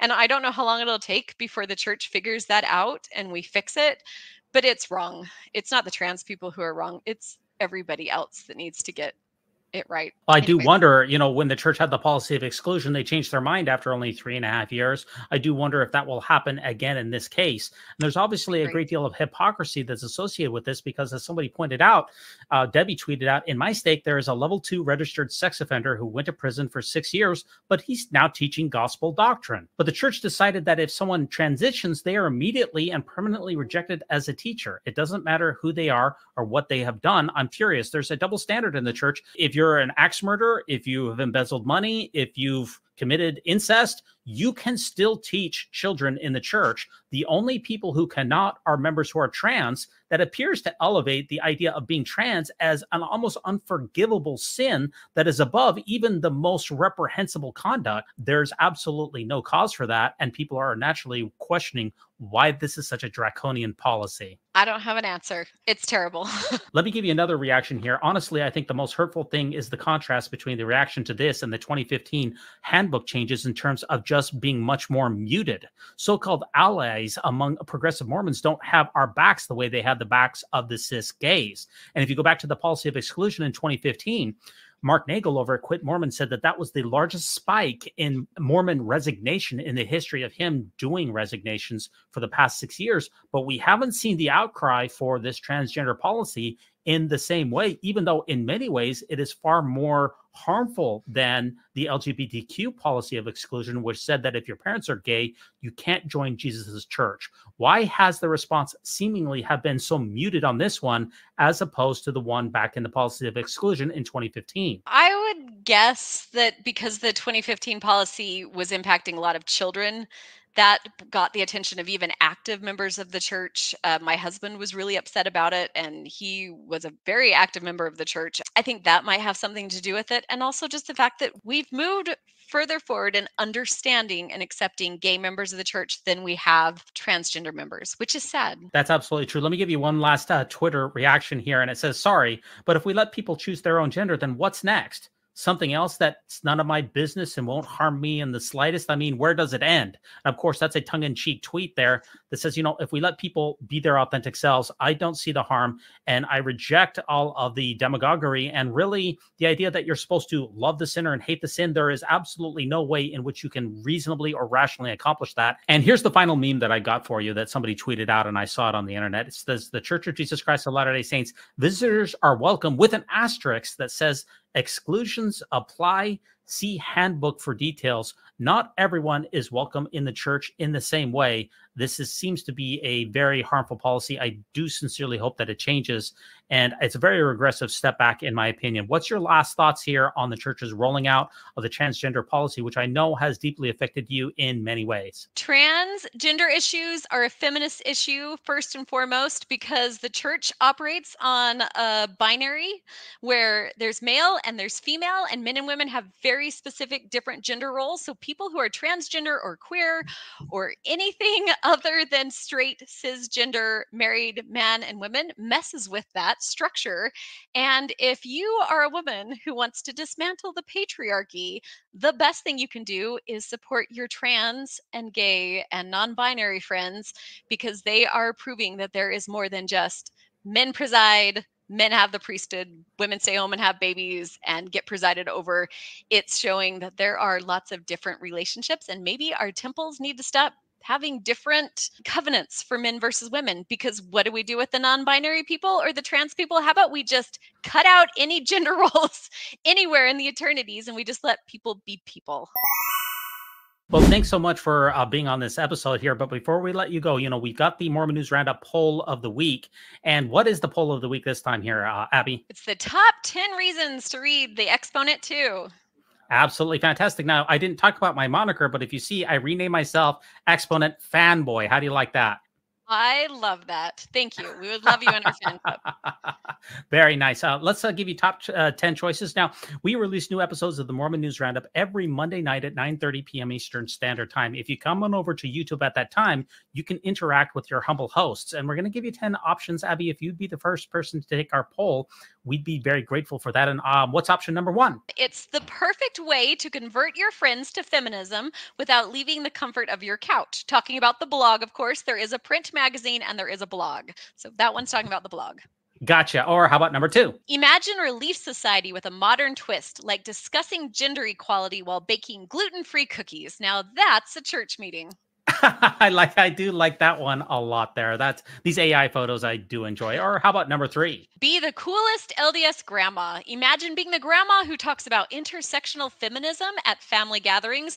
Your grandkids will think you're the coolest person ever. Wow, intersectional feminism at the family gatherings, that usually is going to win a lot of friends and influence people, right? Depends on who the people are. Depends on your relatives. Certainly does. Or how about number 4? Where else can you read about feminist takes on LDS culture while also debating the merits of Jane Austen's matchmaking skills? It's a mashup made in heaven. Absolutely. I actually visited Jane Austen's home a couple of years ago. So big Jane Austen fan. Or how about number 5? Struggling to make small talk at ward parties? Drop a reference to an article from the Mormon Exponent and watch everyone gather around for a lively discussion on gender equality. It certainly depends on what ward you're in, though. That's for sure, right? That's true. That is definitely true. Or the number 6 reason to read the Exponent? When you leave the magazine slightly sticking out of your church bag, it's a quiet signal for finding like-minded sisters or simply to tell someone who needs it that they are not alone. Ah, that makes a lot of sense. Or how about number 7? You can get to be the, well, actually, self-styled LDS historian in your Sunday school class. And that's sure to win a lot of friends as well, if you're the well-actually person. How about number 8? If you don't have the words to express your feminist opinion at church, search 20 years of blog content from smart women on your phone, raise your hand, copy what they said, and sound like a genius. Makes a lot of sense. Finally, number 9? Smash the patriarchy, one article at a time. You betcha. Or finally, number 10. Exponent II is the most beautiful feminist publication you will ever read. The artwork is subversive and spiritual. Fantastic. Now, here's your top 10 choices here. For those of you out in the live chat, if you could cast your votes at this time, please do so. And Abby, if you'd be the first person to take our poll, I'd be very grateful for that. What is the number 1 reason for people to read the Exponent out there? I'll vote for number 9. Smash the patriarchy, one article at a time. Magazine and blog. Makes a lot of sense. I'm glad I could at least participate a little bit in that I released a video that has several thousand views on YouTube, of course, based off of your article. That was a real pleasure to put together. And that does take us to our final segment here, which is the Mormon News Roundup Joke of the Week. And I believe that you have that for us. It's a dad joke from a Mormon dad to a trans friend of mine who transitioned from female to male and had their breast tissue all removed. And it was talking about how great his dad was because his dad called him up, like was across country, called him up immediately after surgery and said, "Oh, son, I bet that's a big weight off your chest." Oh, very nice. Very nice. Now, Abby, what projects are you working on? How can people get in touch with you? I know that you're doing the Rainbow Connection here with the Back to School Pride Night in 2024. What's going on with that? Exponent II is going to have a booth at the Back to School Pride Night in Provo on September 14th. I don't think we've ever had a booth at Pride. I would really like to change that and be at all the Prides we can be at in the future. So come and see me there. I'll probably be at that booth that whole time. Fabulous. And also you can find you on the Exponent magazine, blog. Well, what do you got going on there? We have all kinds of stuff going on. I just happen to currently be working on a series about being fat and female in the church. So there you go, that weighing in, that's our last, most recent post there. If you want to submit a guest post to that, I would love to take that. But we take guest posts on every single topic of Mormon feminism. There's 2 Instagram pages. This one you're on right now with the green thing, Exponent2_blog. I curate all the content for this page. So I'm not a graphic designer, so it's not going to be as pretty, but there's fantastic content. So come follow that on Instagram. If you go to the next one, it's Exponent2_mag. These are my friends. We're all the same organization, but this is the magazine, and you'll have much more curated, beautiful content there, like artwork and articles and stuff. Follow both places. That sounds fantastic. And as far as the things that I'm working on, tomorrow night, we're having another edition of the Mormon Movie Reviews, where we go back and watch some old LDS classics. And tomorrow night, we're going to be reviewing the RM here, starring Kirby Hayburn. He's the returned missionary. He comes back, finds out that his life is completely out of control. He lost his girlfriend. He lost his job. It's a lot of laughs. Have you ever watched the RM, Abby? I sure have. In fact, I think I played it at a youth conference that I was in charge of now that you mention it. Yes, I think it's a fabulous movie. We're going to review that. And also on Tuesday, we're going to be reviewing the top 5 most liked Mormon TikToks of all time. If you go onto TikTok, search for the hashtag Mormon. We did a review here with Culture at the Cultural Hall with the top 5 most liked Mormon TikToks of all time. It's a very interesting episode. I'd really like to thank you so much, Abby, for coming on to the Mormon News Roundup. Thanks so much for your insights. You're welcome. Thanks for having me with all my talking. I appreciate it. Absolutely. You betcha. I'd like to thank Weird Alma on bandcamp.com for this episode's music. I'd like to thank everyone for ruminating with us on the Great and Spacious Beehive. I'd like to thank my Patreon supporters. It means a great deal to me, and also those people who support this program on YouTube. If you can make a donation out there, if you're listening, I'd be very grateful for that. Abby, always think celestial, and remember, no unhallowed hand can stop this podcast from progressing.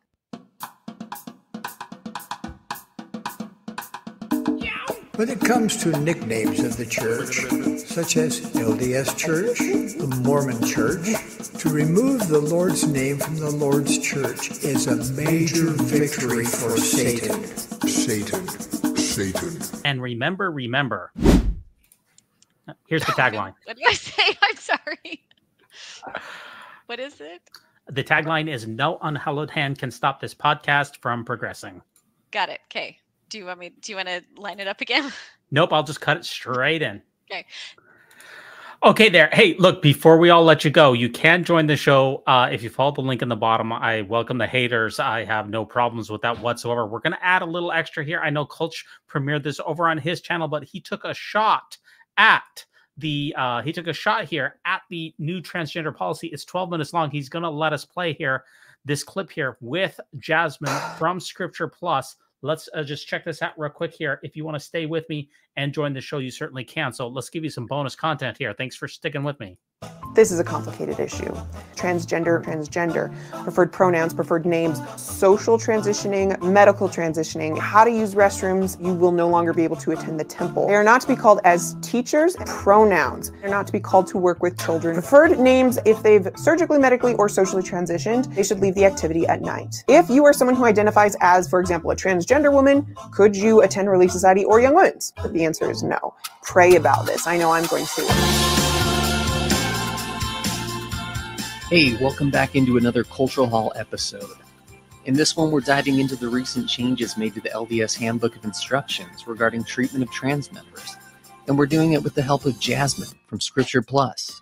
I'm not going to call this a hate watch episode. It's more of a hate on episode. And for the record, we're not hating on Jasmine. We're hating on a discriminatory policy. The Church of Jesus Christ of Latter-day Saints, the Mormons, recently updated their church handbook and made some tweaks to the section on transgender members. Now, don't get me wrong, this section wasn't all that trans-friendly to begin with, but the church took some major steps back with the changes that were made. And for the record, I admit I don't quite understand transgender sexuality. Being a cisgender white man, it's hard for me to understand how someone could identify as a gender that differs from their biological sex. But just like I don't believe being gay is a choice, I don't believe being trans is a choice. You know, a Mormon leader once said that a testimony is found in the bearing of it. And I'm going to apply that to being an ally. Allyship is found in acting like an ally. So even though I don't completely understand, I will support my trans brothers and sisters. Anyway, let's get into this shitty policy. The church just updated their policy on individuals who identify as transgender in the Church of Jesus Christ of Latter-day Saints. And here's what you need to know about it. The basic premise of this policy seems to be wanting to bring more consistency to how the church ministers to individuals who identify as transgender. I think they mean more consistency on how to discriminate against trans members. This section in the handbook starts off by first emphasizing that gender is an essential characteristic of the plan of salvation and is defined as biological sex assigned at birth. The church also does not take a position on the cause of people identifying as transgender. Of course they appeal to the family proclamation and provide their own definition of gender, which is sex at birth. Then she says the church doesn't take a position on the underlying cause. And that's actually a good thing. The church could have claimed that it's a choice, which is what they used to do with homosexuality before they finally got with the times. If children have a happy family experience, they will not want to be homosexuals, which I am sure is an acquired addiction, just as drugs, alcohol, and pornography are. The promoters of homosexuality say they were born that way, but I do not believe this is true. And next, Jasmine's going to explain the church's definition of transitioning. The church defines surgical, medical, or social transitioning as intentionally attempting to present as anything other than the biological sex assigned at birth. By saying intentionally, she's inferring that trans people choose to be trans, which is just wrong. This may include changing dress, grooming, names, or pronouns. A person experiencing feelings of discomfort around their gender who does not socially, surgically, or medically transition and who's worthy can fully participate in all aspects of the church and receive all ordinances of salvation and exaltation. The individual who socially transitions may be baptized if they receive First Presidency approval, but they do not participate in other ordinances. They are also not to serve in certain callings. If you pretend not to be trans, you get it all. Full participation, all the ordinances. Members won't make fun of you, at least not to your face. If you socially transition, though, you need permission to be baptized, and your membership is going to be limited. You'll be limited in your callings. You'll be limited in the ordinances. If you're already a baptized member of the church when you transition, the baptismal ordinance still stands, but you will no longer be able to attend the temple. As a baptized member of the church, transitioned individuals are welcome to attend sacrament meeting and participate in the church in other ways. They should counsel with their local church leaders for exactly what this participation could look like. Now, you can attend sacrament meeting and supposedly participate in other ways, but they don't go into any detail on what that is. Transitioned individuals are not to be called to fulfill gender-specific roles. This would include roles like the Relief Society president, the Elders Quorum president. They're not to be called as teachers, and they're not to be called to work with children or youth. So the primary, the young men's program, the young women's program. Now, this is where shit starts to get real. No callings that are gender-specific. You can't be called as a teacher, any type of teacher, and you're banned from being around children or youth. This is fucking discriminatory, and it feeds into tropes and stereotypes that trans people are dangerous sexual deviants. From what I can tell, this does leave open the possibility for those individuals to serve in callings within communications, welfare, music, activities, technology, and other specialist callings. Basically any calling that doesn't involve being around other people. But back to the handbook itself, it clarifies that members who transition, but then later on decide to transition back, can enjoy all of the privileges and participation in the church. But guess what? If you repent, change your ways, and decide not to be trans anymore, you can be a member in full fellowship. Implementing these policies and ministering to these individuals should be done prayerfully, in counsel with other leaders, and done with the utmost sensitivity, compassion, and dignity for all persons involved. Implementing these policies should be done with compassion?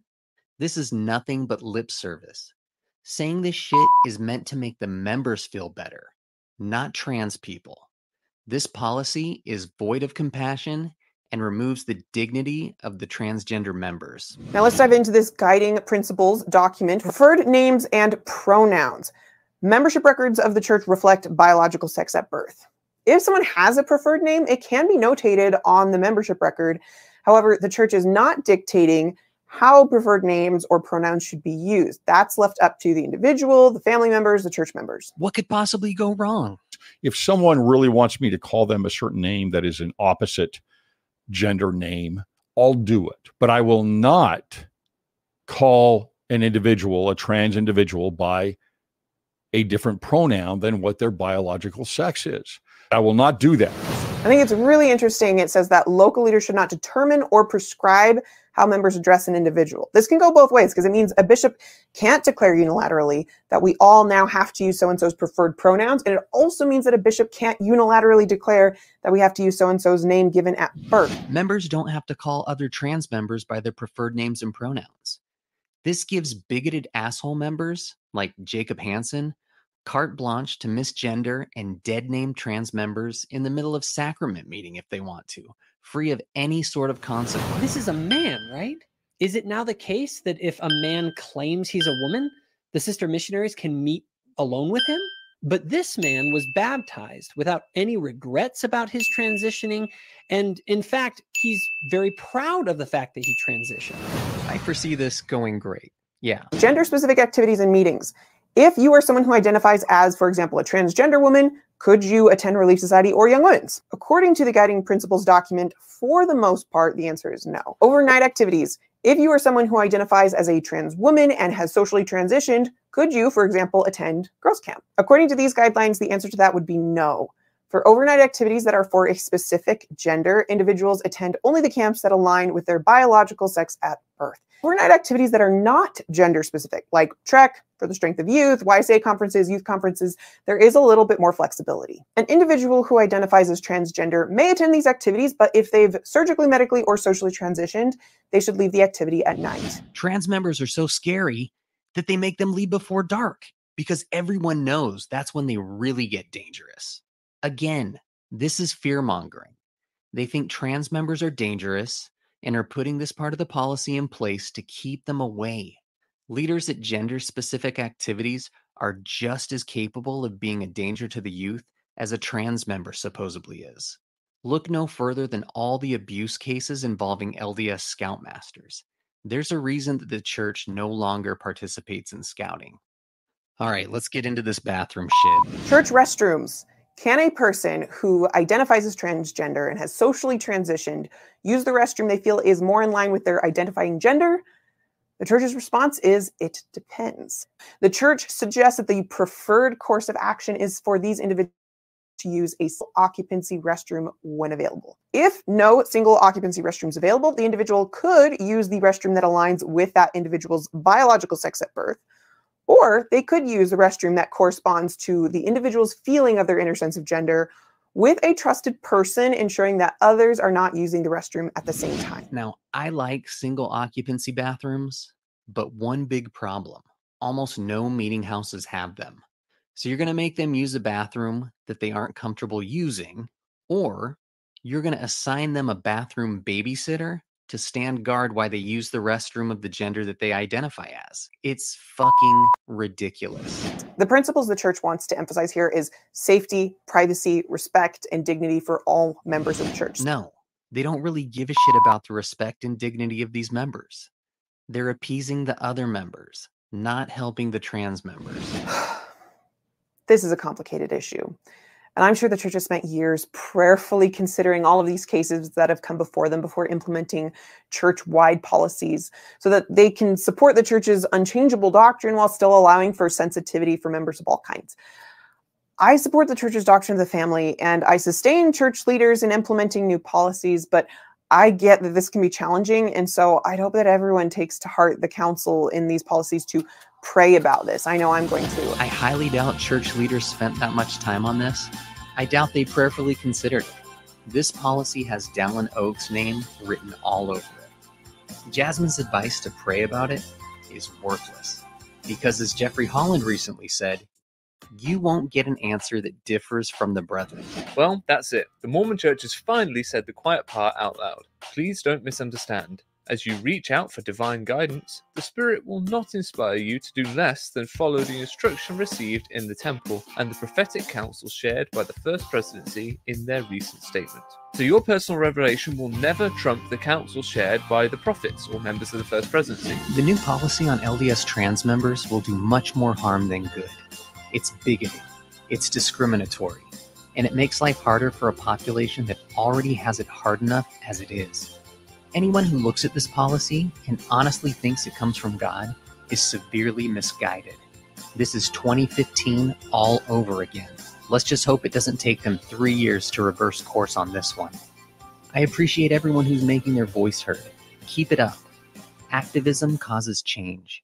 This is why the Church of Jesus Christ of Latter-day Saints discourages activism. Thanks for watching, everybody. I'll see you on the next one. Absolutely well done there, Culture. That is a great video. I hope you like my background. I think this is where certain individuals like Braden think that I belong, and I feel very comfortable with this background, by the way. He brings up so many good points, as Abby brought up a lot of good points. Culture brought up a lot of good points. This policy here is extremely discriminatory. We seem to have gone through a history in the church of first discriminating against Black people for who they are, not because of their choices, but because of who they are. We followed the same policy with homosexual members of the church. We discriminated against them because of who they are. We've done the same thing with women in the church, and we continue to do so. And now it's just the latest round of slam dunking on a minority, in this case, the trans member community. The church just cycles through people who are not cisgender and white, And that's the problem for the churches, that those people don't conform to the 1950s Mormon ideal. And that's a serious problem here. This policy, I wonder how long it is going to be around. Songs of Our Own says that this smells a lot like Oaks. And, you know, the thing about it is that it really smells like Nelson and Oaks. It was both of them, in my opinion, that helped push through the policy of exclusion in 2015 when Thomas Monson was having dementia. So we saw Nelson in the Hawaii devotional in 2015, talking about how it was a revelation and how pleased he was in that particular policy. Russell Marion Nelson is not an LGBTQ ally in any stretch of the imagination, in any respect whatsoever. And my sources, some people out there have postulated, like Nemo and others, that he's currently out of commission. I have very good sources here that say that he was at a birthday party just a few weeks ago, where there's video that has been captured of him behaving normally, speaking normally, and that he seems to be just fine. I can't share that with you, but you'll just have to take my my reporting on that. I don't have that much reporting that I typically do on the Mormon News Roundup, but you just have to trust me on that. Now, we covered in the Mormon News Roundup, we talked about the Needleman farm here, the farm. And actually I have one last video. We're giving you a 3-for-1 here. As Song says, it's probably true. It was probably both. That's my humble opinion here. But Mackenzie Vance is one of the most fabulous channels out there, honestly. I remember when I invited her on the Mormon News Roundup, we had about the similar amount of subscribers at that time. We both had about 2,000 subscribers. And in short order, she's gone to 10,000 subscribers. She says, being ex-Mormon isn't my entire personality. Being mentally ill is. And she says that with a somewhat of a tongue-in-cheek, because she talks about how she's had some mental health challenges throughout her life. And she has a great channel. Oh my gosh, Mackenzie is in the house. Wow, this is absolutely crazy. Mackenzie is the absolute goat of breaking down the Mormon tradwives, these Christian fundamentalists, all of these other Mormon swole boys. You can see how many of these I've watched. Look, if you look at the video, see, I'm not lying. See, look at the red line on these videos of me watching through all of the videos here. I've watched every single one of these videos about David Archuleta. I've literally watched all of her videos. Great to have you, Mackenzie. You are the greatest. Now, she is going to talk about the ballerina farm facade here. And you can see that in one day, her video's already gotten 10,000 views. That is absolutely incredible. I can't get 10,000 views if I buy a bunch of Chinese bots. So you can see the difference in the quality of the content is quite significant. She is going to give us an incredible breakdown here of this entire facade of the ballerina farm. And the biggest thing about what Mackenzie really does here is she really brings out the patriarchy of the husband in this situation, and also some of the behind the scenes things as far as the money and the questions that they will answer and the questions that they won't answer. I've got her permission to go through this, and let's check out the ballerina farm. Hi, my name is Mackenzie, and fun fact about me, I missed you guys. Did you miss me?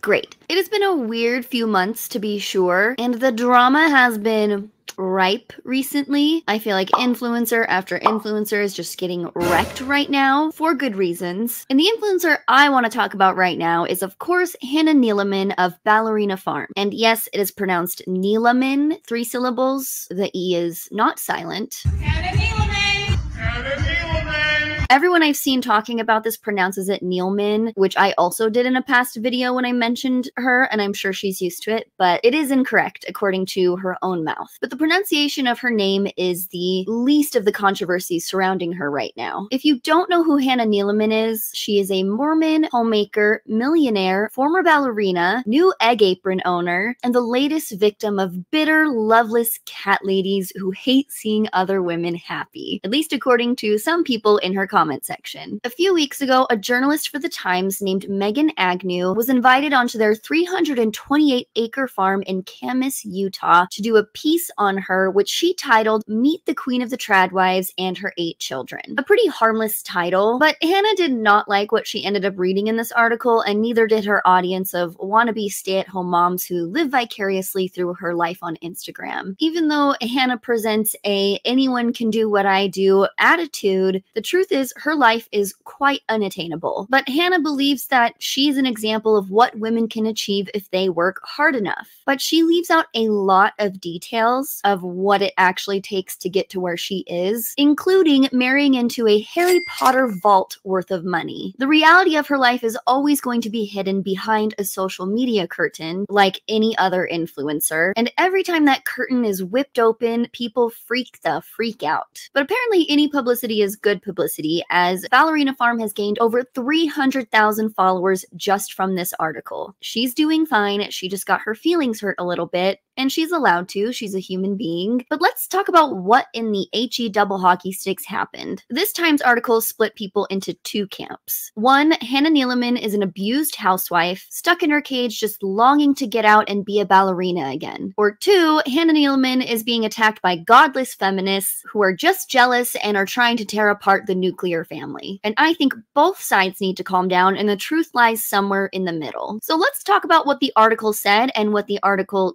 didn't say. First things first, Megan Agnew never called Hannah Neeleman oppressed. She did use the word oppression at the beginning of her article, asking the question, was this the ultimate act of empowerment, Neeleman doing what she wanted, or the ultimate demonstration of oppression, her tender body encased in spiky sequins? She was referring to the beginning of the year when Hannah walked a beauty pageant just 12 days postpartum, and the conversation that was being had around that time. Megan noted that people went berserk. It's how I first heard of Ballerina Farm, and I went over my thoughts about pageants briefly in my Mormon Tradwives video. I don't think beauty pageants are empowering for any woman. I think they are demeaning and outdated. But Megan never directly answered this question herself and left it open-ended like any good journalist does. She wants the reader to make a determination themselves. After this article exploded, the author wrote a follow-up article where she didn't denounce anything she said, but she tried to clarify her intentions going into this interview. Megan says, Neeleman has become an avatar through which people hotly debate motherhood, womanhood, and freedom to choose either. Before I left to interview her, the main question I had from friends, family, and colleagues was whether it was all true. One of the most watched people on the internet, her children looked chaotic and happy, homeschooled and free range. How did she keep it all together? Was she always so calm? Was it really like that? Spoiler alert, no. No influencer's life is like what you see online. And Megan asks Hannah how she deals with all the criticism, which is a bit ironic considering that Hannah would make a response to this article because of all the criticism. Megan writes, how does she respond to the social media storms? There was one after she said at another pageant that she feels most empowered after she has a baby. There were others when she encouraged the use of natural remedies over traditional medicine, and another when she said Daniel had drop-kicked a cockerel across the yard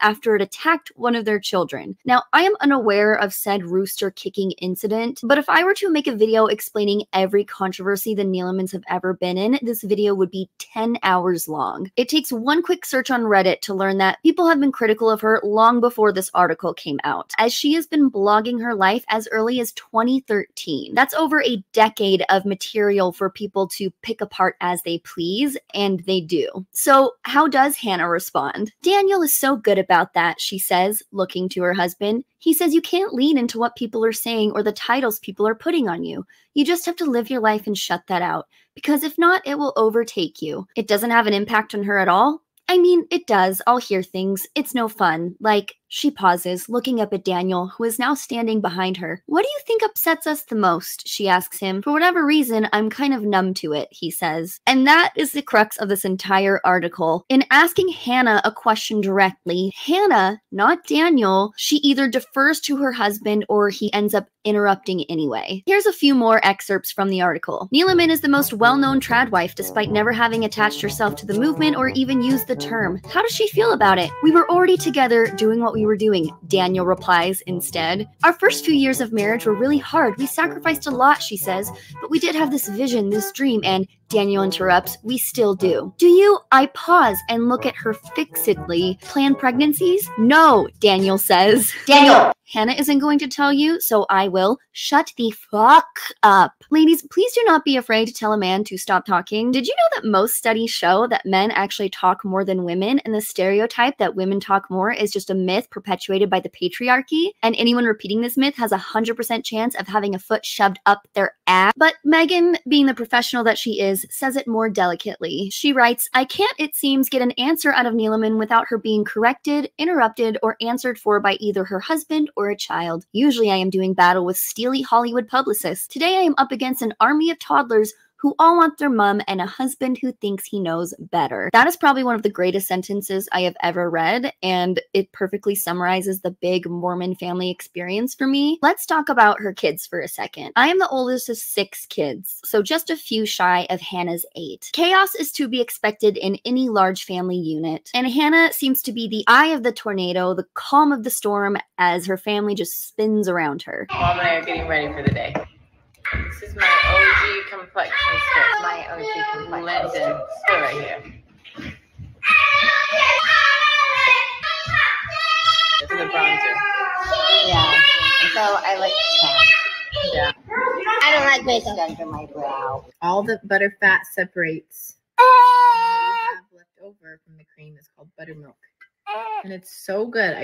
It doesn't taste like, it's not cultured buttermilk that you're used to at from the store. Anyone that's had even one small child knows that they can produce a noise that breaks the sound barrier. So 8 of them running around screaming has probably done a number on her eardrums. But Megan reiterates that she is just as calm in real life as she appears online. Part of this, in my opinion, is that she has discovered the trick that most Mormon moms do, which is that the more kids you have, eventually the oldest ones take care of the younger ones, which lessens your burden as a parent. And as someone who was the oldest one taking care of the younger ones at a very young age, I'm here to tell you it's a bad idea. Putting adult responsibilities on a kid is really harmful to their mental health and sense of self. They are still children themselves, but now they are expected to mature quicker and become co-parents to their siblings, which is fucked up. Hi, I know my mom is watching this, and before I get a text from her, no, I did not have a horrible childhood. What I'm trying to say is that when you are one of the oldest siblings, even if your mom is in the house or your dad is in the house, you kind of are expected to look after them. Say the parents are busy doing something. It's just expected, even if it's not spoken. That's all I'm trying to say, okay? My mom did not abandon us for days, and I was left cooking and cleaning. I'm just talking about the general responsibility that the oldest siblings feel when their parents have a lot of kids. I personally felt like I had to be the adult a lot of the times, and I was 10 or 8, and I just didn't like that feeling. So that's all. Love you, mommy. Bye. So I think the reason she manages looking after 8 kids is because half of her job is being done for her by her other kids. Megan witnessed this as well, saying, the children appear to look after each other quite well too. There are so many that they seem to have become an almost self-sustaining entity. Still, Daniel says, Neeleman sometimes gets so ill from exhaustion that she can't get out of bed for a week. So even after all of that, she still can't handle her workload according to her husband. And Megan notes that they do not have a nanny, which I called bullshit on in my last video, and I was half right. It turns out she does hire a cleaner, and they have a babysitter for date nights. And also, Hannah is not the one exclusively homeschooling her children either, as they had a teacher with the kids during this interview. And there's nothing wrong with that, but that is not what she presents on social media. She never talks about the team she has behind her because she wants to give the impression that she does it all herself, which is just physically impossible. Also, the whole "we are bootstrapping farmers just like you" cosplay goes further than just Hannah, as on their ballerina farm website, there is not a single word about who else works for them. No meet the team page, which is pretty normal for businesses these days. It's just them, their kids, and Jesus milking the cows. And the new state-of-the-art milking system that they got for their new dairy farm. Who's gonna tell them that's not homesteading anymore? I don't know if it ever counted as homesteading when you have a fat bank account to back you up in case it goes left. And Megan wrote in her article that the reason they don't hire a nanny is because, quote,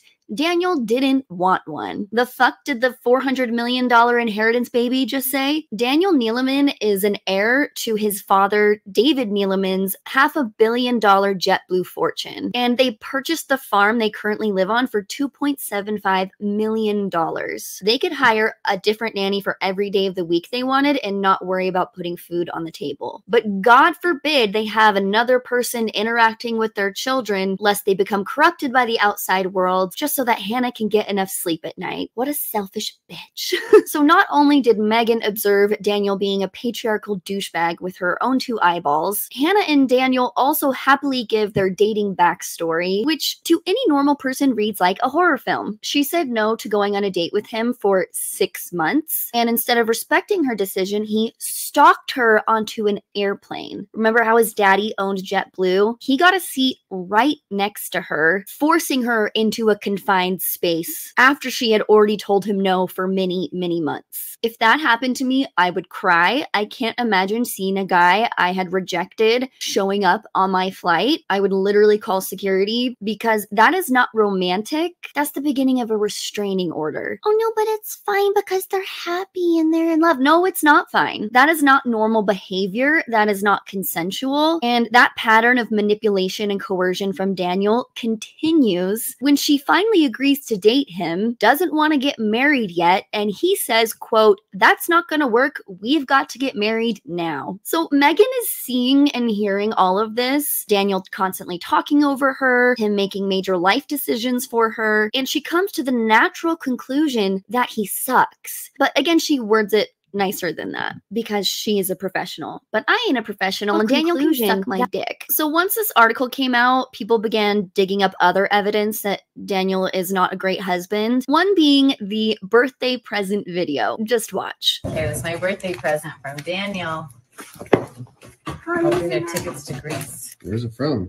I don't know, the boys took it off. I took it off. It's from Ukraine. So, plane tickets?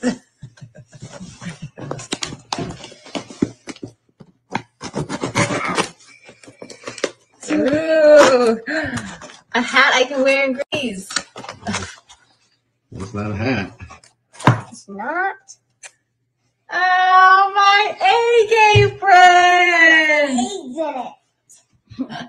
It's great. They can gather eggs. So cute. It's really cute. It's a cute one. That's the best. You're welcome. Thanks, honey. Not for a long time. An avocado. Thanks. She repeats like 3 times that she would like tickets to Greece, and it ends up being an unwrapped egg apron, which go for around 20 bucks on Etsy. We all know he surely could afford plane tickets. And I do think the Greece comments were like a half joke from her, but imagine if he actually got her those tickets, she would probably start sobbing with relief. And people point out the fact that he said, "You're welcome," before she ever said thank you. The entire video is just awkward as hell, and it's a bad birthday gift, Daniel. Here, honey, here's a way of doing your chores faster so that maybe you'll spend 3 days in bed and not 7. Also, Daniel's just dumb as hell. Megan asks them what their stance on terminating pregnancies is, and he says the church is more lenient than a lot of the United States, which is just not true. But he says, quote, "And that's probably why the church tells you don't have sexual relations, get married, because if not, you might have a kid that you regret having and all of a sudden you get an abortion and that's not good." Does Daniel think married people don't get abortions? Methinks a lot of his favorite Republican senators are very grateful that their mistresses got abortions, but like he's just a moron who got all of his education on women's bodies from his church. And I'll bet you $1,000 this dude stuck it in her belly button on their honeymoon. Anyways, another dum-dum quote from him is actually from Hannah's old blog, the We Took the Train one. It's still up. You can go read it. And then Megan found this blog, and then she quoted this in her follow-up article. So Hannah said that he was a firm believer that men make stuff work and women beautify. What do you mean? Like, he's always been this way. And there's a reason he's not at the forefront of Hannah's Instagram, because he says stupid shit like this. And it's not about the egg apron. It's not about Daniel's annoying comments. It's not about how they met. It's everything that adds up that paints a very familiar picture for women who have been in Hannah's situation before. But she doesn't see it that way. She sees it as an unwarranted attack. And I can understand why she's upset about this. If a person who had interviewed me started taking shots at my husband, I would also get defensive. But I would also come with receipts. Point by point, I would dismantle whatever bullshit I needed to. But the problem with her rebuttal is it's just like, nuh-uh, that's not true. So, like, she doesn't actually have a counter argument, which leads me to believe that she is just used to his behavior at this point and can no longer see the red flags. And she just doesn't really care. Let's watch her response. A couple of weeks ago, we had a reporter come into our home to learn more about our family and business. We thought the interview went really well, very similar to the dozens of interviews we had done in recent memory. We were taken back, however, when we saw the printed article, which shocked us and shocked the world by being an attack on our family and my marriage, portraying me as oppressed, with my husband being the culprit. This couldn't be further from the truth. Nothing we said in the interview implied this conclusion, which leads me to believe the angle taken was predetermined. For Daniel and I, our priority in life is God and family. Everything else comes second. The greatest day of my life was when Daniel and I were married 13 years ago. Together, we have built a business from scratch. We've brought 8 children into this world and have prioritized our marriage all along the way. We are co-parents, co-CEOs, co-diaper changers, kitchen cleaners, and decision makers. We are one. And I love him more today than I did 13 years ago. We have many dreams still to accomplish. We aren't done having babies. We are excited for our new farm store to open, and I can't wait to see what the future holds for the rest of it. But for now, I'm doing what I love most, being a mother, wife, a businesswoman, a farmer, a lover of... So, a few things. She said, I'm not oppressed. I love my husband. But those things are not mutually exclusive. You can be both. No one said she didn't love her husband. They said, your husband treats you like shit, and you're putting up with it. Another thing in the article Megan points out is that her ballet studio, the one thing she had that was just hers, was converted into the kids' schoolroom. And people thought the reason she filmed in her home gym was to show, like, see, I do have a space of my own, but it's not like her own gym. It's also her husband's gym and apparently her small toddler's gym, who was seen swinging on the equipment, which TikTok noted was a dangerous activity. And some people weren't happy that she was also holding her newborn while driving a tractor. There's a whole other ongoing conversation about her kids' safety and how she just kind of lets them run around, but I am not here to mom shame. I am here to husband shame. And her claim that they are co-CEOs is just like factually untrue. Jenny on TikTok, who is a mutual of mine and was also in an abusive Mormon marriage, pointed out that Daniel's name is the only one on the business documents. You guys, this is a really big deal. Hannah Nealman is not the owner of Ballerina Farm. Here's the Utah LLC report. I pulled it this morning, and you'll see right here, the farm is owned by Daniel.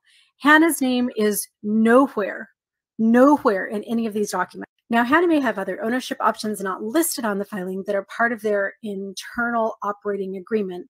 But Daniel right here, Daniel is the owner of Ballerina Farm. I'm not saying that she doesn't do stuff for the business, but on paper, she is not a co-CEO. It's technically Daniel's business, and she is more the face of the brand, which is something that Megan also points out in her article. So if that response feels like a whole lot of nothing to you, that's generally her response to these type of questions. In the follow-up article, Megan said, when I asked her about how she felt about the anger of other mothers who said she only showed the good parts of motherhood rather than the struggles, she was bright and sweet in her response. I feel like there's so much joy in making a beautiful meal for your family. It's very satisfying, especially when you have had some part in growing or sourcing the food that you have a connection to, she told me, and hopefully I'm inspiring women to do that. That didn't answer the question. So what are the struggles of being a mom? I love making meals for my family. It's so pleasant. Oh, okay, I didn't ask about cooking. Are there times when being a mom isn't pleasant? No, never.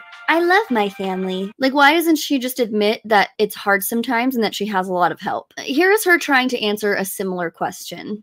So one of the questions is how do you manage it all, right? How do you hold the title and also run a business and motherhood and have a platform on social media? And when I first started thinking about running in a Mrs. pageant, I knew that I was going to have a platform that was going to go alongside my lifestyle. And so that's when we landed on know your farmer, know your food, because it was something that I was already advocating. And I think a lot of the misses that I run into is they're like, I just don't have time to do a pageant. Like, I'm juggling so many other things. In fact, I was talking to a good friend of mine about pageants and encouraging her to compete. And she was like, I just have so much on my plate right now. I don't know what I would do for my platform. She's like, I just got promoted to the board of this outreach program and ballet where I'm helping all these inner city kids, experience dance for the first time. And I was like, well, that is an amazing platform. Like, that, do something that you're already doing, that you're passionate about, that's going to flow well with your lifestyle, because it really is hard to add another thing on top of what you're doing. And so what is something that you're doing, that you're passionate about, that you love, and that you feel like could just flow into your life? Like, that's your platform. Like, what is she talking about? She keeps giving answers like she was asked a completely different question. How do I manage it all? So my friend wants to do a pageant and I told her to pick something she's passionate about. It feels like either I'm high or she is. If anything, she's just delirious from exhaustion and the dissociation is kicking in. I also found this clip of both Hannah and Daniel from their YouTube channel attempting to answer a question and completely sidestepping it. It's just so annoying that both of them do this. Now, as you watch them answer, keep in mind the question is, how involved are your parents with the farm? That is the question, and yet they somehow forget to answer it. We tell this to people that ask all the time, but, I grew up in a very entrepreneurial family. My dad, all his siblings, they all have their own businesses, and I just grew up thinking like that's what you did. You grew up, you got married, and then when you're ready to get serious about life, like, you buckled down and you started your business. What is your business? Who cares? What is it? I don't know, but I just thought that's what grown-ups did. And as I'm older now, I realize like that's not the case. Not everyone is an entrepreneur. Not everyone can be or wants to be. But that's just how I was raised. And then when I met Hannah, she kind of grew up. Her family's also entrepreneurial. All of her brothers have their own businesses. Her family has their own small flower shop. Like, she grew up in a small business. And the only difference was like her parents worked together. Mine didn't. And so that's what we kind of combined is, mom and dad working together. But we both knew we wanted to have our own business. We didn't want to work for someone else. Yeah. In fact, when we were dating, like a lot of, my acquaintances or peers that I was dancing with were like, oh, is he going to go work for his dad at the airline? And like, that never was a thing. Like, I was like, no. And Daniel was like, no, like, I got to go do my own. I got to go pave my own path. And it took us a little bit to find out what your path is. And we knew that going into it. Like, we watched our brothers and our parents, like, you don't hit jackpot first time. Like, we spent time working abroad. Daniel was working security. I taught dance at the university. Like, there was things that we were doing and we just somehow fell upon farming. What? Bro, what are you talking about, man?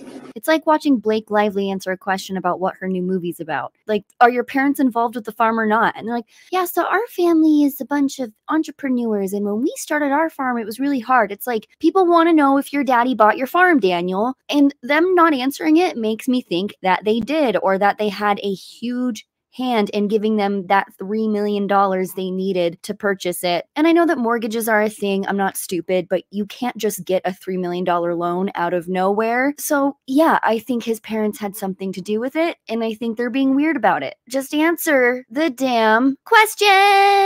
And although Megan did take many shots at Daniel in this article, I think she was just seeing the tip of the iceberg to what the real issue is lying underneath, which in my opinion is their Mormon religion. If you are new here, I was Mormon for over 30 years and I know a little bit about indoctrination. I don't think Daniel forced her into this lifestyle. I think it was ingrained in her since birth due to the teachings of the Mormon church. Excuse me, I don't think that. I know that. If your entire life you were being told that being a mom is your purpose on earth, that it is the greatest thing you will ever do as a woman, and if you don't want to be a mom, you are choosing the devil, how much of a choice do you really have? The Mormon church deeply discourages women from pursuing a career. career, or if you do, just make sure you don't work too much and that having kids is your priority. So even though Hannah says it was her choice to give up being a ballerina to pursue having a family, I don't entirely agree with that due to the deep conditioning from her religion that shames women who choose anything other than being a homemaker. One thing I did appreciate that Hannah said in this interview is that she doesn't completely identify as a traditional woman. Hannah says, because we are traditional in the sense that it's a man and a woman, love that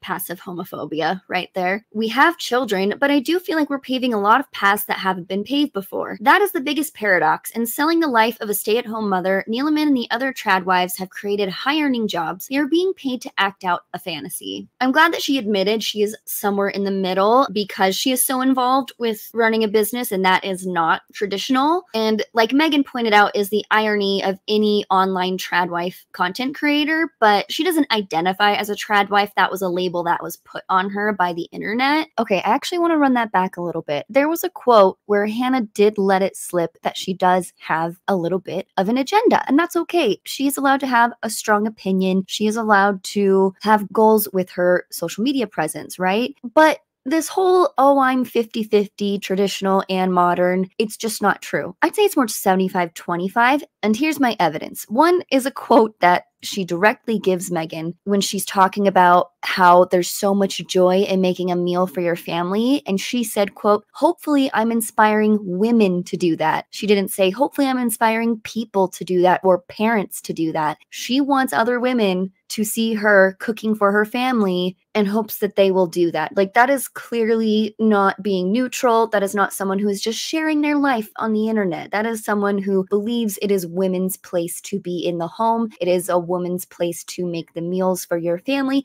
And that's fine. Just say that. I think she's a lot more conservative than people realize, and that's something that this article talked about. And then there was this little nugget, which is back to the Q&A between her and Daniel, when Daniel says out of his own mouth that she takes care of the kids more than he does. Especially with parenting, I mean, we're very 50-50. Hannah does more. I do as much as I can. Hannah does more. Hannah does more.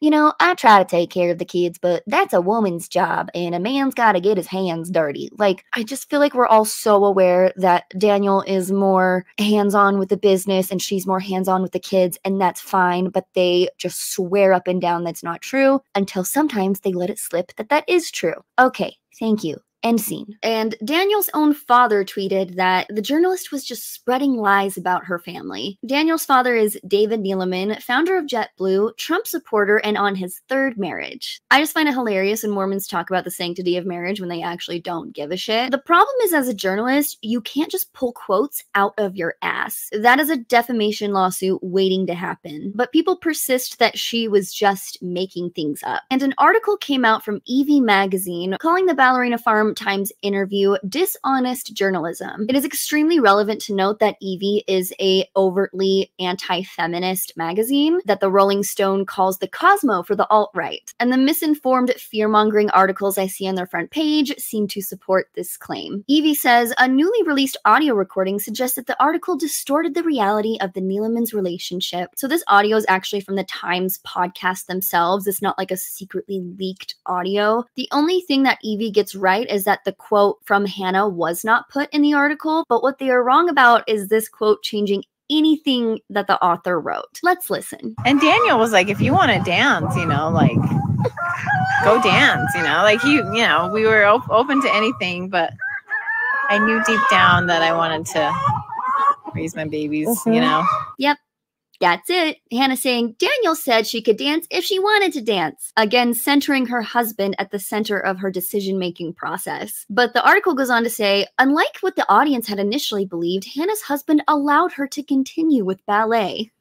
It is incredible that in a piece where they are trying to defend Hannah and say that there is no power imbalance in her relationship, they say her husband allowed her to do ballet. Amazing. First of all, your husband shouldn't have to allow you to do fucking anything. Secondly, yes, Megan Agnew had a very strong opinion after observing them in their home for 4 hours, but she never explicitly said that he was the reason she stopped doing ballet. Hannah said that she stopped doing it in order to have kids. The Times article reads, Was this what she always wanted? I ask when we get a moment alone while Daniel checks on the animals. No, she says. I mean, I was like, she pauses. My goal was New York City. I left home at 17 and I was so excited to get there. I just loved that energy and I was going to be a ballerina. I was a good ballerina. She pauses again. But I knew that when I started to have kids, my life would start to look different. And then she asks Daniel the same question. Was this what he always wanted? I ask him when he walks back over. Yes, he says. I expected Hannah to be more at home with the kids,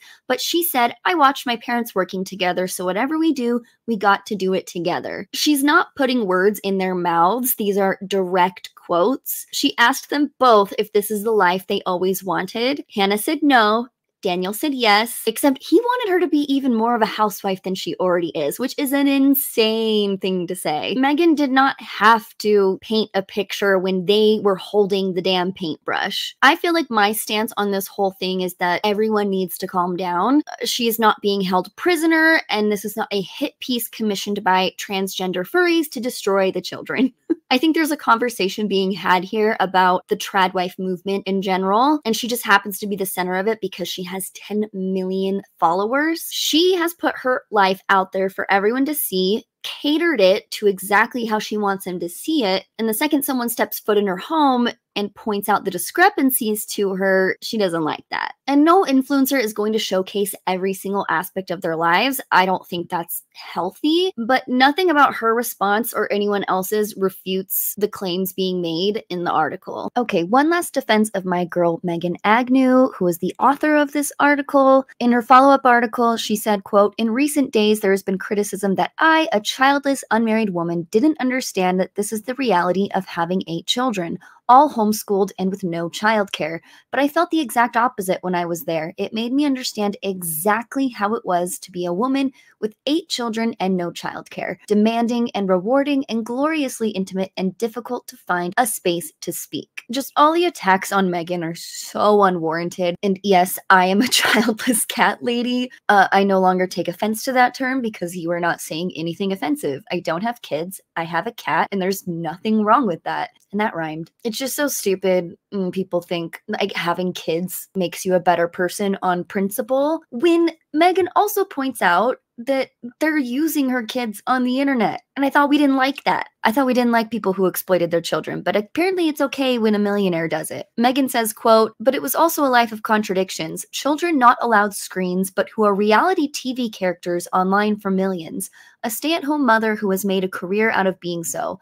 An analog, old-fashioned farm only working because it is underwritten by social media cash. Are you fracking kidding me that the kids aren't allowed screens and that is such a big part of their business is her creating content on her phone? I think not allowing your kids any screens is going to make them technologically illiterate. Like, what if one of them wants to be an app developer someday, but when they're 18 and they use a computer for the first time, they don't know what they're doing? I'm not saying everyone should be an iPad baby. I just think there's moderations to everything. Their kids are so blissfully unaware of the world around them. And in my opinion, that could do them harm in the future, especially really not knowing that they are online without their consent for 10 million people every day. There really needs to be more laws around this. It is quite insane that you can make money around filming your children and they have no say in that whatsoever. And to their credit, they don't do the whole like, oh, my daughter just got her first period YouTube video crap, but we know all of her kids' names. We know all of their faces. Stop exploiting your children on the internet, you big weirdos. I don't dislike Hannah personality-wise. She seems sweet. We have absolutely nothing in common, but I don't wish ill upon her. I wish she was a little bit more honest about her life. I think she needs to recognize that not everyone can do what she does because of her wealth. And does she seem happy?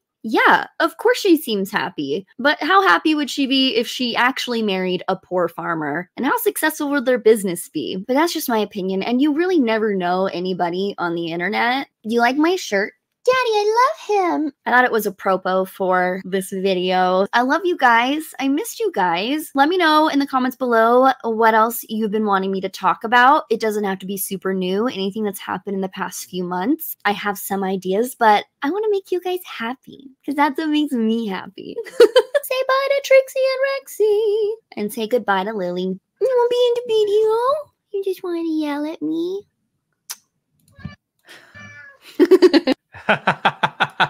Hey, Mackenzie, thanks so much for letting us watch your video. That was an incredible breakdown, just like the rest of Mackenzie's breakdowns.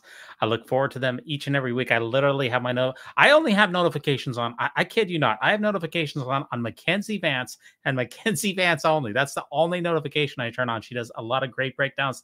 Thanks so much for letting us use your content. Really appreciate it out there. Thanks so much for everybody for stopping by on another edition of the Mormon News Roundup. Be sure to go over to Mackenzie's channel for sure. And she let us use this video, but you need to stop what you're doing right now. Go over there and subscribe to Mac.Kenzie here. Let's get her up over 10,000 subscribers here.